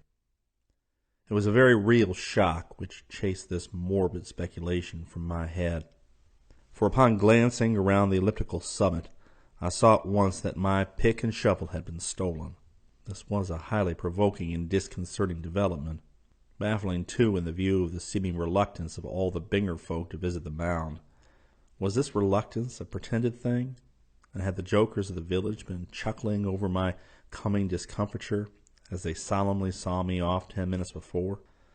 I took up my binoculars and scanned the gaping crowd at the edge of the village. No, they did not seem to be looking for any comic climax. Yet was not the whole affair, at bottom, a colossal joke in which all the villagers and reservation people were concerned? Legends, manuscript, cylinder and all. I thought of how I had seen the sentry from a distance, and then found him unaccountably vanished. Thought also of the conduct of old Gray Eagle, of the speech and expressions of Compton and his mother, of the unmistakable fright of most of the Binger people. On the whole, it could not very well be a village-wide joke. The fear and the problem were surely real, though obviously there were 1 or 2 jesting daredevils in Binger who had stolen out to the mound and made off with the tools I had left there. Everything else on the mound was as I had left it, brush cut by my machete, slight bowl-like depression on toward the north end, and the hole I had made with my trench knife in digging up the magnetism-revealed cylinder. Deeming it too great a concession to the unknown jokers to return to Binger for another pick and shovel, I resolved to carry out my program as best I could with the machete and trench knife in my handbag. So, extracting these, I set to work excavating the bowl-like depression which my eye had picked as the possible site of a former entrance to the mound. As I proceeded, I felt again the suggestion of a sudden wind blowing against me which I had noticed the day before. a suggestion which seemed stronger and still more reminiscent of unseen, formless, opposing hands laid on my wrists as I cut deeper and deeper through the root-tangled red soil and reached that exotic black loam underneath.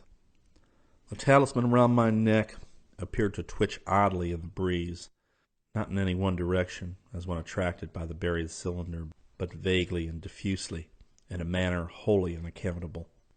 Then, quite without warning, the black, root-woven earth beneath my feet began to sink crackingly, when I heard a faint sound of sifting and falling matter far below me. The obstructing wind or forces or hands now seemed to be operating from the very seat of the sinking, and I felt that they aided me by pushing as I leapt back out of the hole to avoid being involved in any cave-in. Bending down over the brink and hacking at the mold-caked root tangle with my machete, I felt that they were against me again, but at no time were they strong enough to stop my work. The more roots I severed, the more falling matter I heard below. Finally, the hole began to deepen of itself toward the center, and I saw that the earth was sifting down into some large cavity beneath, so as to leave a good-sized aperture when the roots that had bound it were gone. A few more hacks of the machete did the trick, and with a parting cave-in and uprush of curiously chill and alien air, the last barrier gave way. Under the morning sun yawned a huge opening at least 3 feet square, and showing the top of a flight of stone steps down, which the loose earth of the collapse was still sliding. My quest had finally come to something at last. With an elation of accomplishment, almost overbalancing fear for the nonce, I replaced the trench knife and machete in my handbag, and took out my powerful electric torch, and prepared for a triumphant, lone, and utterly rash invasion of the fabulous netherworld I had uncovered. It was rather hard getting down the first few steps, both because of the fallen earth which had choked them, and because of a sinister up-pushing of a cold wind down from below. The talisman around my neck swayed curiously, and I began to regret the disappearing square of daylight above me.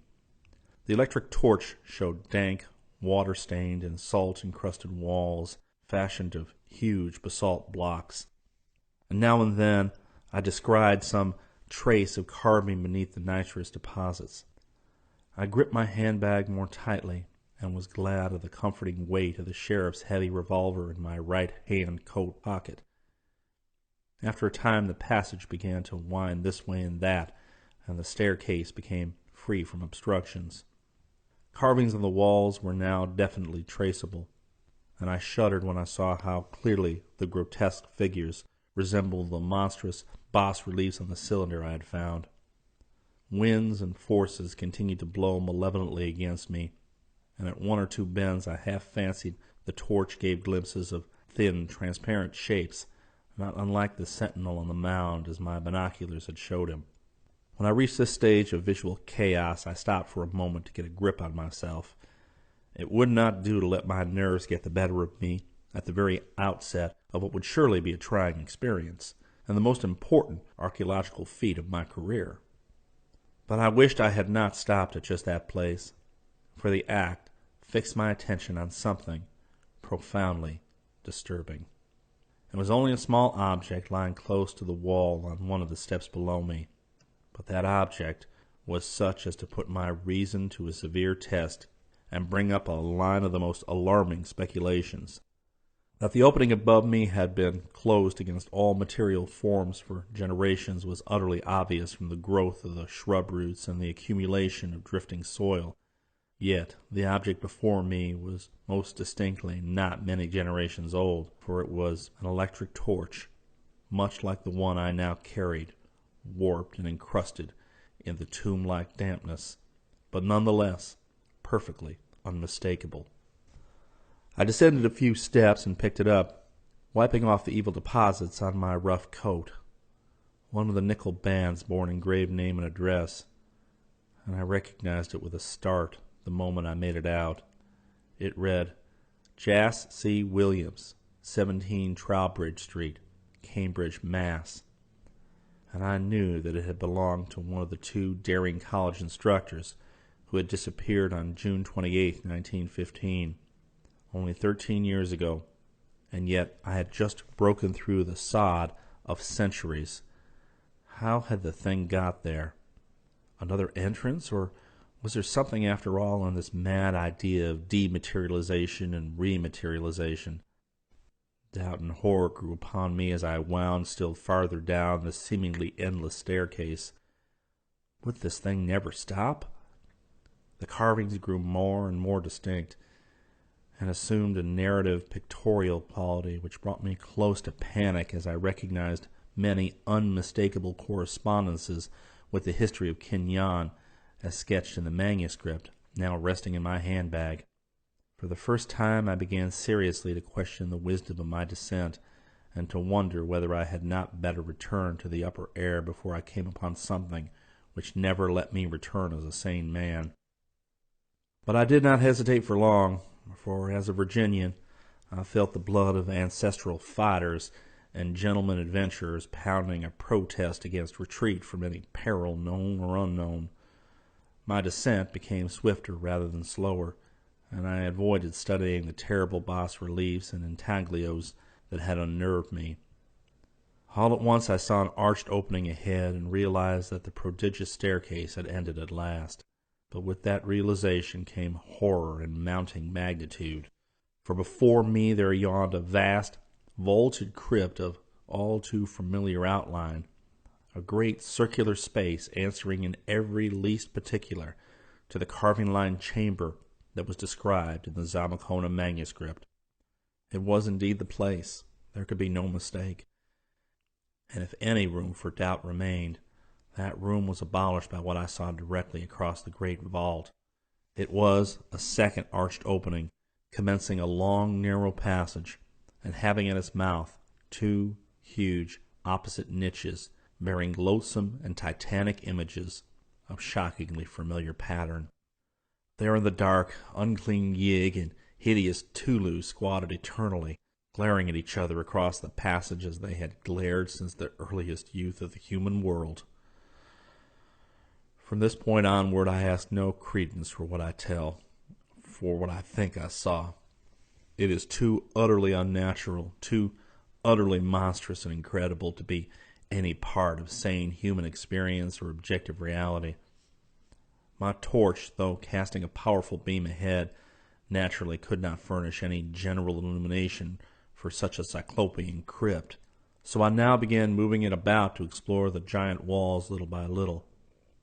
As I did so, I saw to my horror that the space was by no means vacant, but was instead littered with odd furniture and utensils, and heaps of packages which bespoke a populous recent occupancy. No nitrous relics of the past, but queerly shaped objects and supplies in modern, everyday use.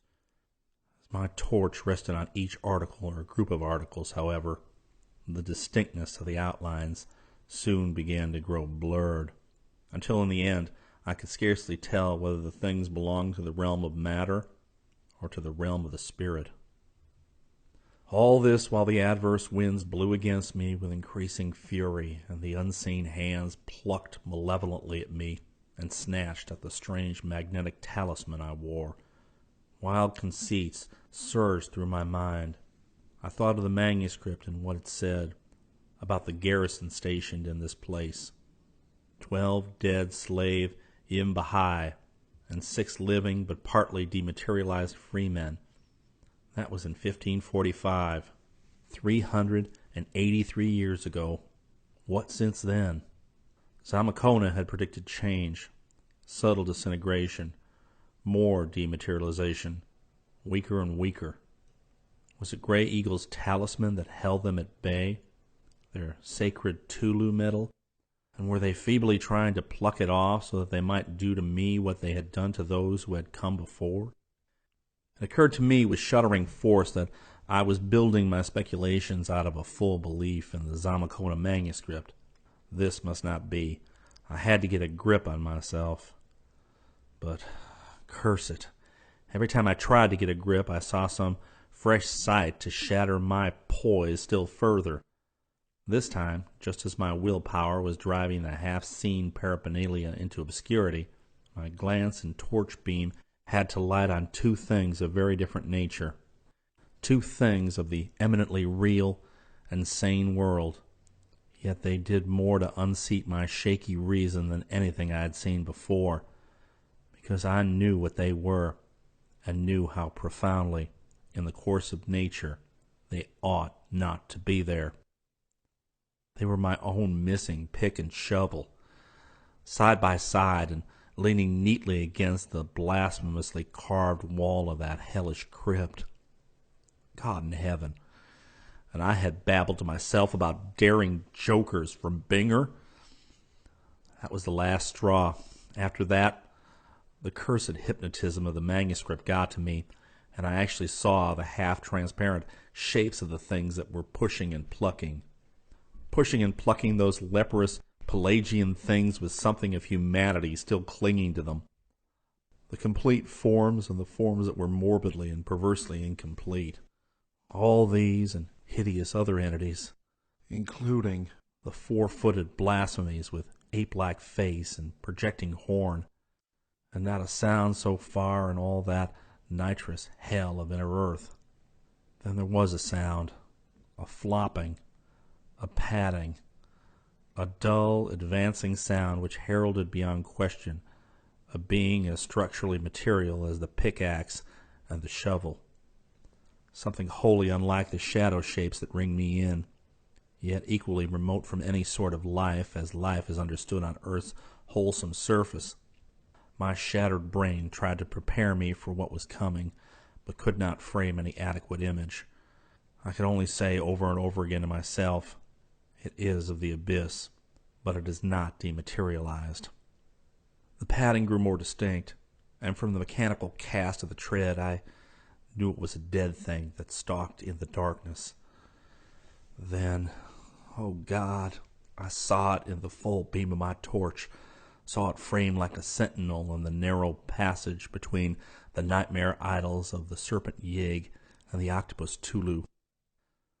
Let me collect myself enough to hint at what I saw, to explain why I dropped my torch and handbag and fled empty-handed in the utter blackness, wrapped in a merciful unconsciousness which did not wear off until the sun and the distant yelling and the shouting from the village roused me as I lay gasping on top of the accursed mound.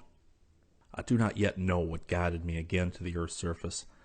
I only know that the watchers in Binger saw me stagger up into sight 3 hours after I had vanished, saw me lurch up and fall flat on the ground as if struck by a bullet.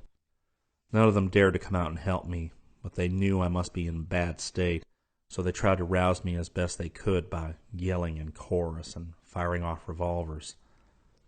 It must have worked in the end, and when I came to, I almost rolled down the side of the mound in my eagerness to get away from that black aperture which still yawned open.